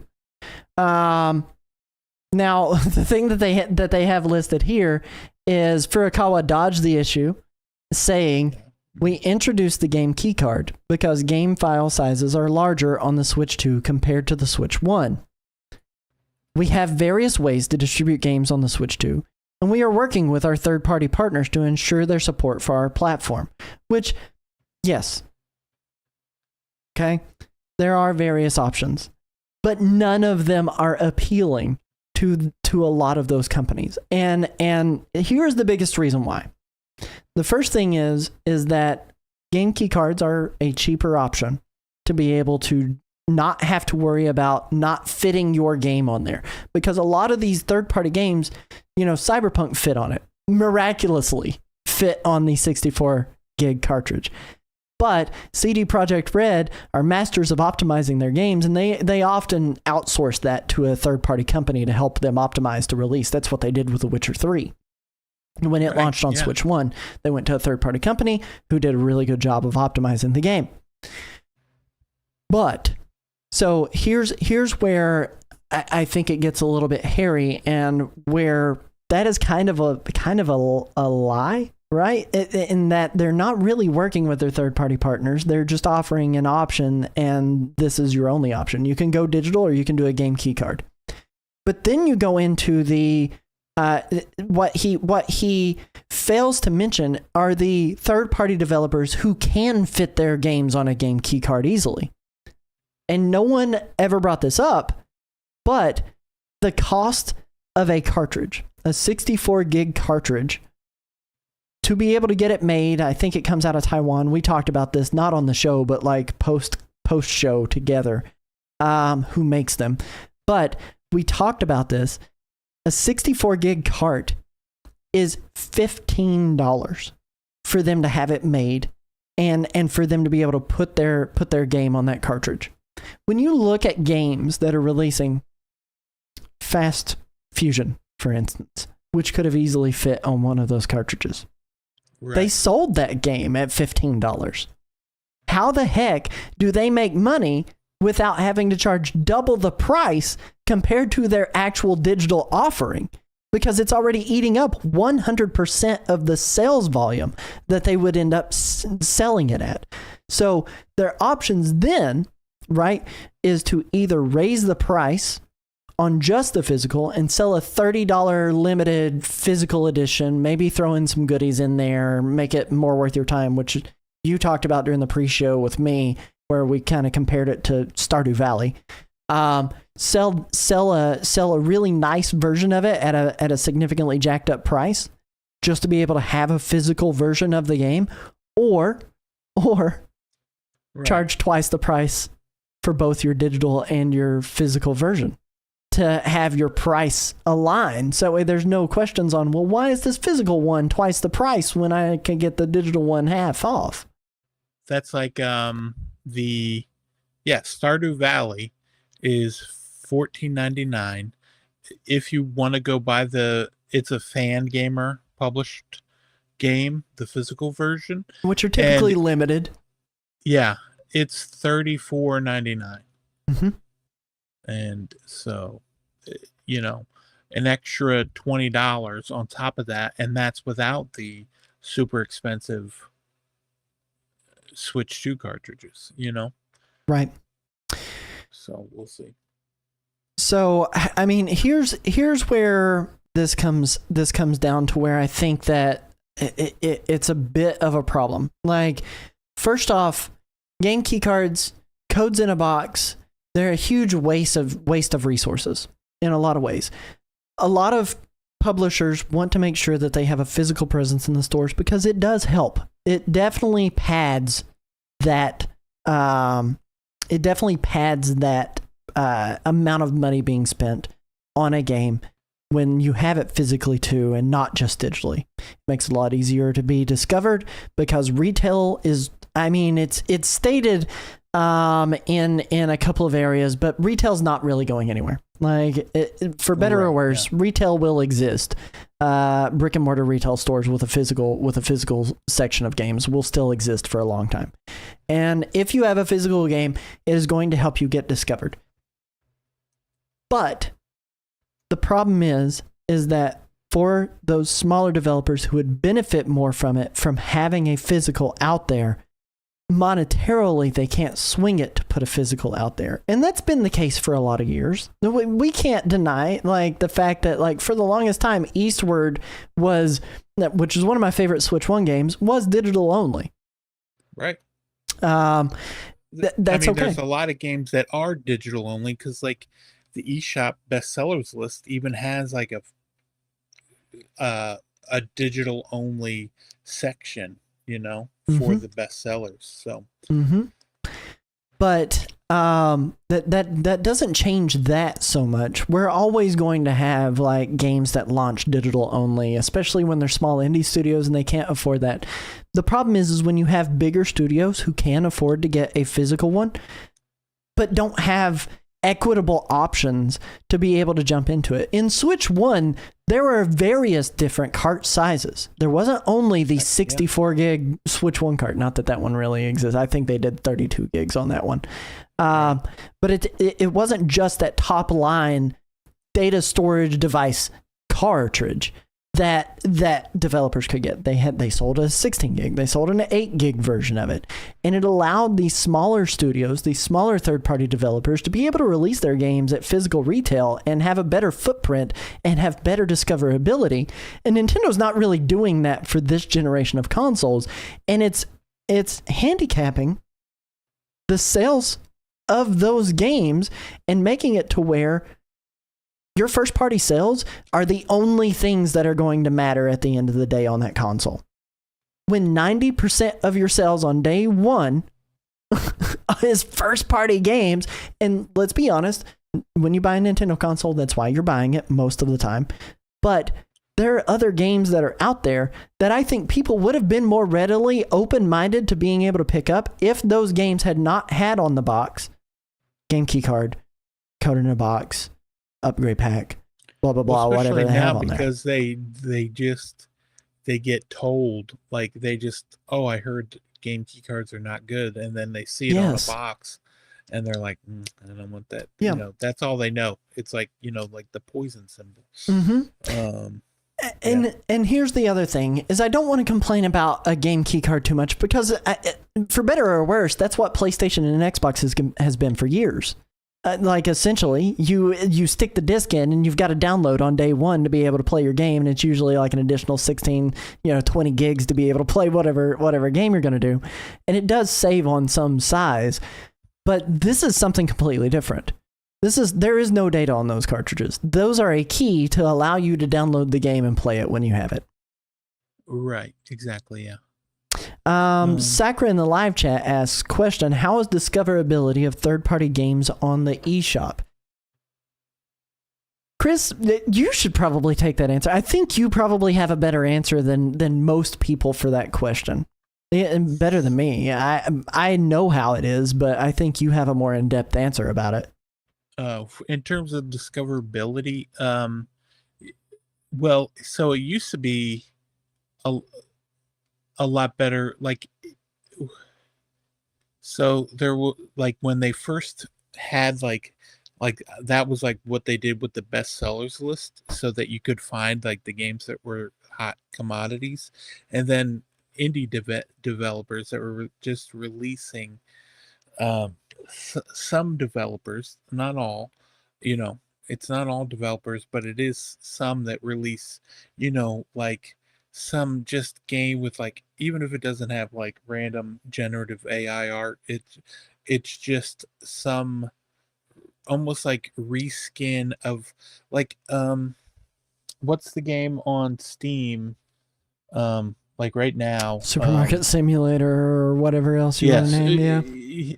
Yeah, or even just like probably the game that is probably one of like the better games, like bigger, like random finds, was a game about digging a hole. That was the name of it, right? It was just called a game about digging a hole, and there's just like a backyard, and then you start digging and get rocks and things like that, and then you can upgrade. Well, what happened is there's like 40 different games about digging a hole, and they try to make their key art look identical to like the key art for the other game. And the same thing with the the supermarket simulator. But in terms of like, if you're going to look at like on the website here, I would suggest looking at like doing the featured games, because they're usually the good ones. You don't want those clone games. Yeah, Sakura was saying the clone games have been a thing for a long time, and before that, what happened was people would release their game for like 10 cents or a penny. They would be like 99 cents, and they would release their game, and then all of a sudden a bunch of people bought it. And then right after they bought it, because the way Nintendo was working, it would let you change your price every 3 days or something like that. So they would make the game 99 cents so that it would be like number 1 or 2 on the bestsellers, like digital only list. And then they would change the price to like $13.99. And then once they change that price, then people see it on the bestsellers list, and they're like, oh, well, maybe I should get that game because it's on the bestsellers list. So clearly I need to grab it. And then you would grab it and it would just be trash. And so Nintendo got rid of a thing. I think they made it so your game had to be at least $2 or $3 to even appear on the bestsellers list. And that kind of combat that. But in terms of visibility, there's a lot of word of mouth. They did a lot of things where like they have like the picks where like they try to like set it up so that the good games kind of like get featured more. There's like a featured section and stuff like that. Yeah. Whoop, hang on. I've got the thing up for the Pokemon Presents already. It's not supposed to be up there yet. Yeah. But if you go to like great deals, um, oh, go up to the top left where it says featured, and then because the deals will just show you the games that are on sale. But if you go up to the featured, like they like to feature. Well, right now it's probably going to be a lot of those games, but then yeah, like the free games with the updates, the classics, and then like what they do, and in Europe they have like a deal of the day where they have one different game that's on sale every day, and it's usually like at a deep discount. Mm-hmm. But I mean, this right now obviously is going to be a lot of the games that are out because Switch 2 just came out, but you're going to see more of like the featured games once they have like another direct. They usually have a section like a banner that's just all the games that are on the direct. You click on it and then it shows those. If you go to the best sellers, yeah, and then it just looking at the Switch 2 games, that'll be good because they have that feature as well. You can view download only games. Yeah. Which does help a little bit, because here's the thing is like the biggest problem that I have with the eShop and the way that they're doing this now, which I think it's better. 5. That's wild. I think it's better in the sense that yes, you're getting rid of volume of sales by units sold and going straight to money made, right, on the best sellers. So that's how many people are willing to put that much money onto it. But the secondary piece here that I think is causing a lot of problems is that if you just leave it on Nintendo Switch 2, all games that you can possibly buy, I mean, it's being dominated by first party. I mean, if you look at this, Mario Kart World, Legend of Zelda, Tears of the Kingdom upgrade pack, Legend of Zelda Tears of the Kingdom Switch 2 edition, Legend of Zelda Tears of the Breath of the Wild Switch 2 or an upgrade pack. The top 10 is mostly Nintendo games. And if you look at the featured side of it, it is mostly just Nintendo games as well, save for, you got Cyberpunk and Split Fiction up here featured up at the top. But you have to scroll a while before you start getting into the third party stuff. And then they do a pretty good job of showing stuff that is third party, but then it's more only Nintendo stuff. And what I think kind of hampers that ability to be able to be discovered is the fact that like the dollars spent are going to be on I will. But on the best sellers, even on the download only games, like it is going to be games that have the highest dollar price point and have been bought the most, and most of the time that is going to be first party. Like they only have how much did they have for the get recommendations? So this is kind of like you can keep going to the next one, and this is kind of like Steam does the same thing where it's like suggesting you games based on what you've been playing. I do really like this feature. This is probably the best feature to be able to get third parties the support that they want. The top there, it's what you're caught up on this week's recommendations is what it said. There you go. So is it just different? Yeah, it's different on each week? It's a refresh on every Saturday. It's a refresh on every Saturday. But is it just for you? Like if someone else were to look at it, yeah, it would be different recommendations. They would. It's based on your play history, whatever you've hearted on the eShop to follow, and then whatever you've played. Yeah. So I mean, there's a couple of different things that are there. That I think. Also, get Ape out while you're at it. While you're there. Yeah, I'll get right on that.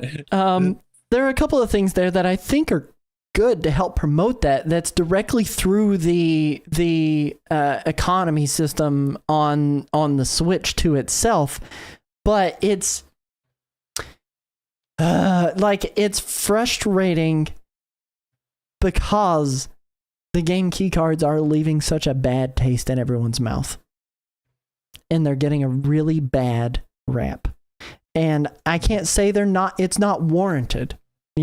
That's where I land on it, is that like, yeah, it's warranted. Game key cards are bad. Nintendo needs to find options for those third parties that are smaller.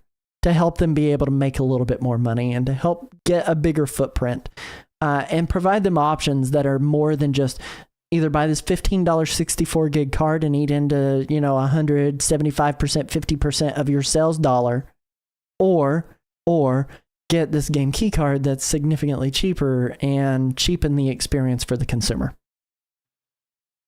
For people who are physical collectors who want to own their stuff, which at the end of the day, define own. You can't really define what own actually is. Right. Well, yeah. But at the end of the day, it's one of those things where physical collectors, the age of physical media is going out. And in a lot of ways, with what Chris said, if you're going to buy it and if you're interested in it and you really want to support these games and you want these games, it may be time to bite the bullet and go digital anyway. And that sucks to say, as a person who does really like to collect physical games. I mean, if you even look at the eShop here, like on featured games, 1, 2, 3, 4, 5, 6, 7, 8, 9, 10, 11, 12, 13 of the 1, 2, 3, 4, 16 games are first party stuff. 13 of the 16 games on the website. There's not a good way to get discovered if you're not already shopping on the Switch 2. Right. Well, yeah, not only that, but then because it's their new system, so they're trying to launch all these games at the same time as everyone else, and Nintendo wants to make sure their games sell as well. As long as Nintendo does a good job of not allowing all those like clone games to flood the Switch 2 or hentai for at least a while. Can I say that on a YouTube video and not get us demonetized? Hentai. We'll find out. We're about to find out. I said it twice. This hentai. Part is muted. This part is muted. Oh man, but no, that's just that's the rant. And if you're frustrated about game key cards, let us know. Let us know what you think. And let us know how you feel about game key cards. It goes for if you're watching this later on YouTube or watching it live right now. Feel free to sound off. But because all physical? Yeah. Unless Switch it One was only available digitally. Yep. And on the Switch One, the only physical games I had were ones that didn't come. I was so annoyed because Europe got Ring Fit Adventure digitally in the box, and it came with a code in the box, and I was like, that's what I wanted. I wanted a code in the box. I had a cartridge. I still have the cartridge. I have the cartridge sitting right here. I'll lick it if you don't knock it off. Go for it. Lick it. I'd rather not. My water's empty. I'm not licking it. Mm-hmm. I'll lick it later. But yeah, I mean, we got quite a few games coming out this week. We do. Let's jump into the fast forward. We're going to talk about games coming out that you should think about buying, that are exciting, and we'll catch you right after this jump. It's a very line title. On the fast forward. Read it off, Christopher. Tell the people about the game. There's quite a few games actually. Switch One category. Yeah, so in terms of the Switch 1 games, we've got System Shock 2. It came out like last week, I think, on the PC, and now it's coming to consoles. There's like a slight delay for the consoles, but yeah, System Shock 2 25th anniversary remaster comes out July 10th. It's $29.99. Did you ever play the System Shock game? I didn't, because I was a big creepy baby crybaby person. I didn't play a lot of scary games, and I have been referred this because it's kind of more edge of horror kind of experience.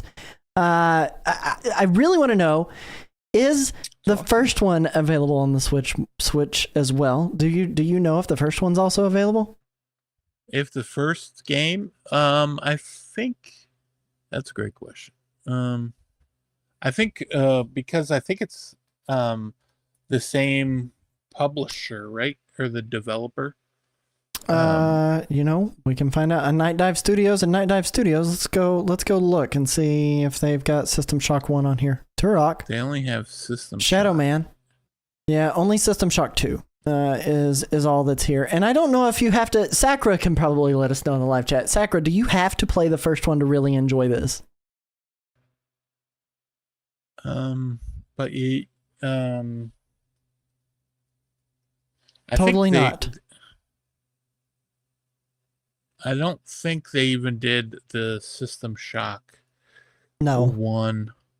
Oh, wait, no, they did. But in 2023 it came out, but it wasn't quite the same as this. That's what I'm hearing. That's what I'm hearing. I've never played these. Have you played these? I played System Shock 2, like the demo. Oh, wait, no, I played the System Shock 1 demo, and that was the most I've played of this game. I'm very interested in this because it was recommended by Sakura, and I feel like she wouldn't tell me to play a scary game. Yeah, it almost reminds me of like, did you ever play Prey? I played the original release of Prey, not the newer ones. Okay, yeah. Not Prey 2 that became just Prey again. Right. Yeah. So, you know what? Go ahead and grab it, Twain. Maybe we'll get a Switch 2 edition. No one knows. Well, this is Switch 2 compatible, so you can still play it on your Switch 2. Compatible. But okay. Let's just dive into this next game because $29.99. Yeah, I said that already. Oh, my bad. Please keep up. Try it. Islanders New Shores. You said you're like, I didn't even know there was an Islanders 1. Nope. But Islanders New Shores, let me tell you, Islanders, the original one, was kind of like, it was just like one sort of, it was kind of like one of those, like, I mean, this one is this similar where it's just kind of like chill and laid back and you're just building stuff, right?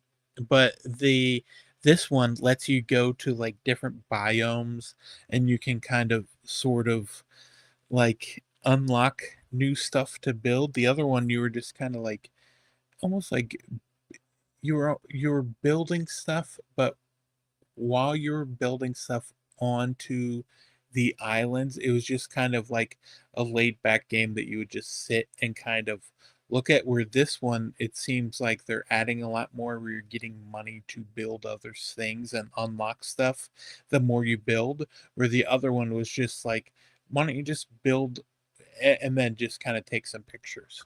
It was kind of like, it's more God mode kind of experience where everything's unlocked at the beginning. It was more of like just build a 3D diorama. Like it was just like, here's all the parts and tools you would need to be able to do it and just go have fun. Right, exactly. This has progression. Yeah, this one you kind of like unlock stuff and then kind of like it just looks like it's more advanced, which is good because you said you never even heard of the first one. It was like one of those it was, I can't remember if it was an indie world game or not, but it was like a random game that was $4.99 and it came out and it was like during an indie world, and it was like an out now game, if that makes sense. But yeah, this one is $9.99. It's on sale now for, what was it? $8.99. 10% off. Save $1. Yep, until the 11th at 3 a.m. So you have until the 11th at 3 a.m. And there is the Scenic Builders Pack too. It's like $10.19 right now. And you get the New Shores Photo Filter Pack. Add new layers to photo just mode. Kind of like let you make more stuff on your photos, which is, It is what it is. And then you know what? Why don't we dive into this third game here? I don't know if you've heard of a game called, by golly, it's called Bad End Theater. The By golly. by golly, by gosh, by golly, yeah. This definitely gives like Game Boy Color, maybe Neo Geo Pocket vibes. I felt like Deltarune, Undertale, kind of stylistically in some ways. Right, yeah, but it also at the same time, I feel like it just doesn't quite. It's like in a narrative adventure, and there's not really as much like it's not like a I don't think you're doing like turn-based combat, right? No. There is a from what it looks like here. You have like a skill tree of sorts that you get here, but these are like actually these are branching storylines based on the way that you answer. But the like skills that you have, depending on the character you pick, are going to have certain like traits to how your responses will be to questions. Yeah, and then it kind of. I mean, it's kind of like, what was that one? It's like 100 army. Mel's playing it right now. Oh yeah, I know the one you're talking about. She's trying to get all 100 endings before it's an Atlas game, right? Out. Or is it not Atlas? It looks like Atlas, but I know the one you're talking about. Yeah, it's the people that did not 999, but one of those games. Yeah, it's their new game. But yeah, a lot of talking, a lot of endings. That is $9.99. Comes out July 10th. 100 line Last Defense Academy. Yes, thank you. 100 hours or more. Let's see. Marvelous Seed. Sorry, I was still stuck on the 100 line. Yeah. In terms of the next game, I absolutely love these games. Patapon 1+2 Replay coming to the Switch. No word on a Switch 2 edition, but it is Switch 2 compatible. $29.99. It's Patapon 1 and 2. Bandai Namco is publishing these Sony-owned, Sony IP Patapon games. And yeah, if you've never played it, it's a rhythm game, rhythm base building. Like there's like tower defense, 2D. Yeah. Well, you're moving from left to right, so you have to like go from left to right and bring your army with you and bring the right army with you, and then in between runs you're like building up your base so that you can bring different people with you, and then like stuff's like getting built. 2D Pikmin. Yeah, rhythm based pick. Yeah, and it's really good. But Patapon 1+2, it's coming to on the 11th. Yep. Right. Cannot wait. Looking forward to that. $29.99, Switch 2 compatible. And then finally the last one. In this Switch game, 1. the last game in the Switch 1. Bendy and the Dark Revival. There was another Bendy game, wasn't there? Bendy and the Ink Machine. This is the sequel to that. Yeah. And so it is. Is it like horror based? Oh yeah. It is. It is a horror based first person. Yeah. Think of it like Resident Evil, but a little more Steamboat Willie. Okay, so it's like Resident Evil meets Five Nights at Freddy's. Yeah. This was Okay. Bendy and the Ink Machine was really popular with the kids. Like not even that long ago. But it's kind of cool to see this make its way over here. I am honestly kind of surprised that they didn't try to push for a Nintendo Switch 2 version of this instead, because I think that machine would really benefit this game because it has a lot of ambience and a lot of good ambient lighting, a lot of drippy textures.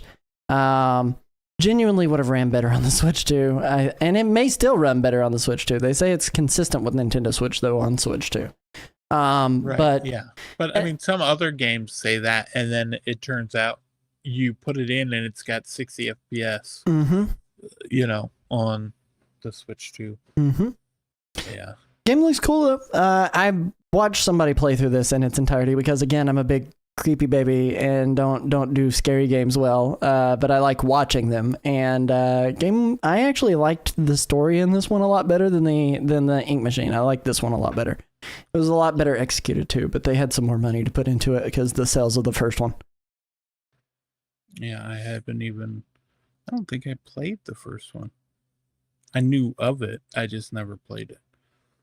And that was what, the last of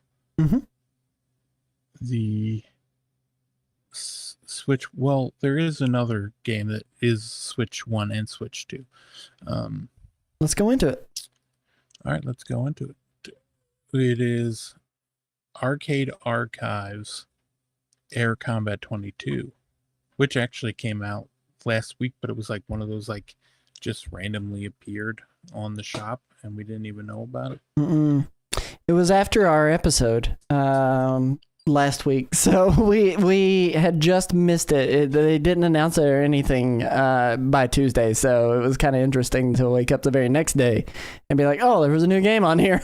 And also, one other thing we didn't mention last week, Mario Strikers hit the GameCube NSO, and we forgot to mention that last week too. I think we even had it written down too. We did. We just bypassed it. But Arcade Archives, if you're still into those games and you want to experience these, Air Combat 22 is available for you to be able to get it. Why is it called Air Combat 22, Chris? Is it the 22nd Air Combat that's ever released? No, it is not. I think it has something to do with like the air base or something. I don't remember. It was on the System Super 22 hardware was what it was. I was just being stupid. I was just being dumb. 3D graphics, flashy animations using the System Super 22 arcade board, an upgrade to the System 22 architecture used for a wide range of legendary 3D games. So 259 megabytes. And like Chris said, this one is coming to both Nintendo Switch 1 and Switch 2, or rather came to Switch 1 and Switch 2.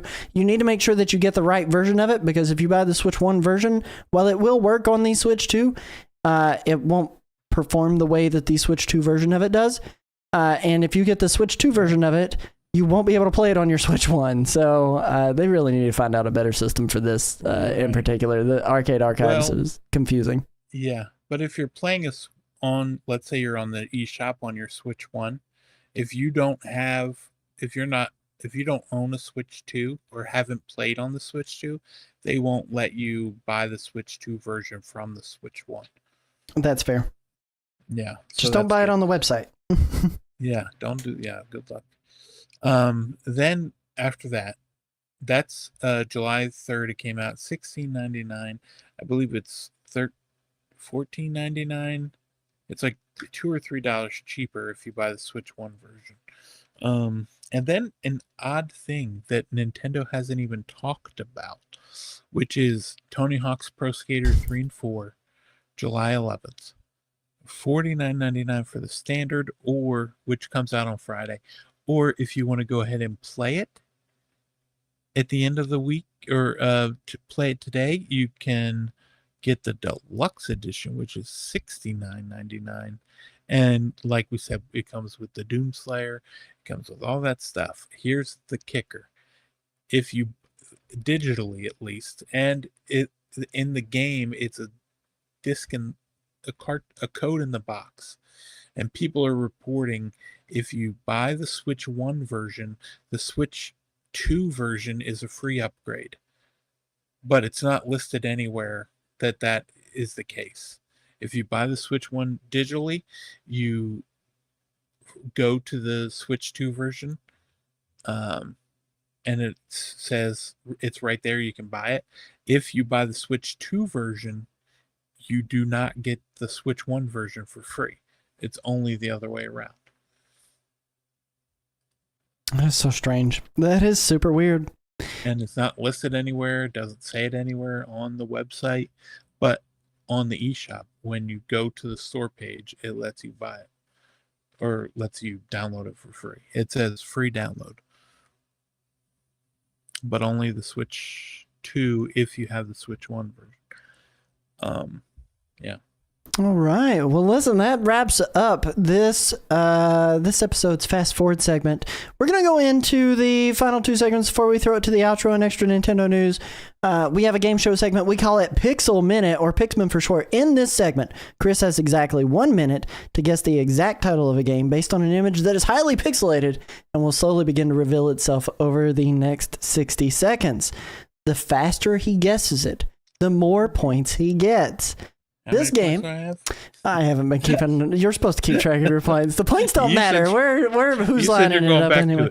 I will eventually. Who knows? But Chris, this game was in fact released this week in Nintendo history. So at some point within this time frame, but many years ago, or a few years ago, or no years ago, this game did release. The faster you guess, the more points you get. Are you ready, Chris? Are you ready for this? Do you see my camera? I've got it up for you, baby. I see it. I got it taken up the full screen. I can't see the chat. I'm ready. Right. I got to say the full name. It better not. It better not be another Inazuma 11 game that only came out in Europe. Well, it's not. It's not. It's not. It is absolutely a game that's not Inazuma 11 with the weirdest longest name that you could possibly think of. But I'm going to throw it up. Like you were just looking it up to make sure it came out in America. No. Well, I was pulling it up so that way I had the data on it. But okay. I'm gonna press. I'm doing the button. Ready. I'm hitting the button now. 3, 2, 1. Let's go. Oh gosh, what is this game? Nobody knows what it is. Castlevania? No, sir. Oh gosh, is it Super Mario? No, sir. No. It is a top-down game. Mm-hmm. Is it Jurassic Park? No, sir. Oh gosh. It's got to be something. I can't even tell what it is. Final Fantasy? No, sir. Dragon Quest? No, Dragon sir. Warrior? No, sir. Oh gosh. I have no. I already said Castlevania. I think I lost this one. I have no idea. ArcRaiser? Mm-mm. No. Did you say ActRaiser? That was like a 2D platformer. Yeah, but it had the top-down stuff too. That's true. Oh, I thought that. I'll be honest. I thought the red part at the top was like the person's face, and they were just really tan, facing the other way. They were big and bulky. I didn't realize it was like a small little cartoony looking guy. Yeah. Yeah. All right. You should give up. You lost. You had 0 points this week. This game is from a small publisher known as Enix. Directors Masaya Hashimoto and producers Shinji Futami. It came out on the Super Nintendo July 8th, 1994 in Japan, October 1994 for North America. Robotrix, known in Japan as Slapstick, was developed by Quintet, published by Enix in both Japan and North America in 94. Set on the fictional planet Quintonix, rather. The game puts the player in control of a budding robotics expert who is the son of a famous inventor. As its Japanese name implies, Robotrix was intended as a humorous game designed to appeal to a younger audience. Its main focus is on allowing the player to raise up 3 robots, which are built from spare parts that may be found, gained through battles, or generated by the player by means of the game's item combination system. Robotrix sold poorly and was given mostly average reviews upon its release. The game's combination of traditional RPG mechanics with the ability to build customizable robots and invent items was positively received. Mixed criticism was directly at its graphics, music, and overall presentation. So, Robotrex, have you ever played that one, Chris? Because I can tell you I did not.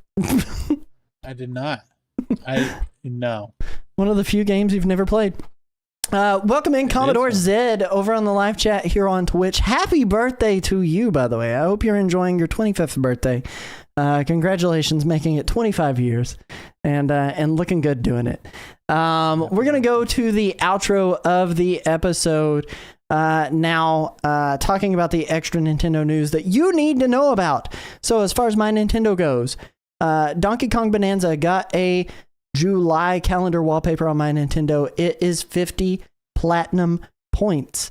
There's also an all-new Pikmin Summerwear sweepstakes. If you win, you could get the Pikmin Character Clover woven button-up, a Pikmin Garden graphic t-shirt, and a Pikmin embroidered dad cap, which is exactly how they described it on the site. This is a partnership between Hot Topic, the store I'm way too old to go into and shop confidently in, and Box Lunch. So if you want to enter into that and not have to step foot in that Hot Topic, you can do that, because I know we're all too old to do that nowadays. NSO icons, Mario Kart World icons rotated again. Wave 5 ends tonight. Wave 6 starts tomorrow. There are only 2 more waves starting tomorrow, so 6 and 7. That will be the last time we update on that before we get some new icons. And then the all-new monthly play and redeem icons are Super Metroid and Metroid Fusion. In terms of Nintendo music, the Legend of Zelda Ocarina of Time 3D, the 3DS version of the classic N64 game, got a soundtrack drop on Nintendo Music. Why, you may be asking? Well, because it features adjustments of the soundtrack due to the 3DS's hardware limitations, so it makes it sound different. As far as sales and deals go, there is the Nintendo Summer Sale going on. This started last week, but it goes on through July 9th, so tomorrow. You can snag rare deals on first-party Nintendo games like Animal Crossing New Horizons, Super Mario 3D World plus Bowser's Fury, and The Legend of Zelda Link's Awakening, all of which look amazing on the Switch too, and are 33% off. Other highlights are Hello Kitty Island Adventure, It Takes Two, and Tony Hawk's Pro Skater 1 and 2. And then, time for some news highlights. Marvel Rivals dev team and NetEase stated that they're already in contact with Nintendo about a port of Marvel Rivals to Switch 2. They're just waiting on a development machine. After they get that, they plan to make a full evaluation to see if they can make a development machine, you know? For real. I am excited for that. Like, I want to play that on the Switch too. Like, I think it'll be a good time. I think it'll actually be really, really good. We reported last week that prices were going up for Canada on select Nintendo Switch 1 products. One of those products being Switch Online memberships, and they are going up by approximately $1 a month. More price updates will come out prior to August 1st on other products, so stay tuned for more news surrounding that for all you Canadians out there. The developer for Switch 2 Welcome Tour was revealed to be the team behind Super Mario Party Jamboree and Clubhouse Games 51 Worldwide Classics. Nintendo Cube. You leave Nintendo Cube alone. Those poor people got given really bad games. The Switch 2 dock has been confirmed to support VRR, even if the console itself doesn't. So if you were to plug in a Steam Deck into it by way of a USB-C male-to-female adapter, which you can do, you could play your Steam Deck at 4K and 120 frames per second on your TV, because the Steam Deck does support VRR. Tuesday, July 22nd at 9 a.m. Eastern Time, the next installment in Pokemon Presents is happening via their official YouTube channel. We will be live that morning to talk about it with you all, so plan accordingly. Chris, whenever I told him about it during the pre-show, he was like, wait, what day is that? What time is that? Am I going to be awake for it? And he was like, oh yeah, the garbage runs. I'll be fine. So I gotta get up for the trash. He'll make it. As long as they don't go on strike in his area. And then Crocs by Animal Crossing in all caps. That is all. Go look at them. Cool shoes. And then finally, there have been some reports that in the Switch Online N64 trailer, where they're showing off the CRT filter mode and all the other things that you can do with it, there are upcoming additions to the library by way of Super Smash Bros., Donkey Kong 64, Glover, Forsaken, and Rayman 2. The images on the background, of course, are extremely blurred, but I'm pretty convinced it's happening. I've seen some comparison images of approximately where the game cover arts are and people blurring it out and comparing it, and it does look exactly like that's happening. Chris, my good friend, where can they find you? Also, Forsaken got rated on the ESRB for the N64. So that lines up with the leaks. Not really even leaks, just Nintendo released that video. That lines up with them telling people about it. Yeah. You can find my link tree. Just click on that because my name's different everywhere. What about you? Where the heck are we gonna find you when we're not here? It's not on stream. I'm in places. I sometimes stream. I'll be back at it again after GDQ is over. We're playing. We're gonna be playing Peak. Peak. We gotta play some Peak, baby. We gotta play some Peak. But you can find me at nerdwireplays.com. Links to all my social media garbage and all that jazz is over there. Or find me over on Twitch at nerdwireplays. And then, of course, for the show, you can catch all of our past episodes in video form on YouTube at youtube.com/@TheNintendoRewind. Visit our site for links to all of our social media pages at NintendoRewind.com, and consider supporting the show through your memberships. It helps us be able to continue to produce things and be able to do reviews for stuff in a more affordable manner. Thank you guys so much for watching. Remember, catch us weekly Tuesdays, 9:30 p.m. Eastern Standard Time, live on Twitch and YouTube every week. We love your faces. Remember, be kind, please rewind, and we will catch you on the flip side. Peace. You gonna say bye, Chris? Toodaloo. I said toodaloo.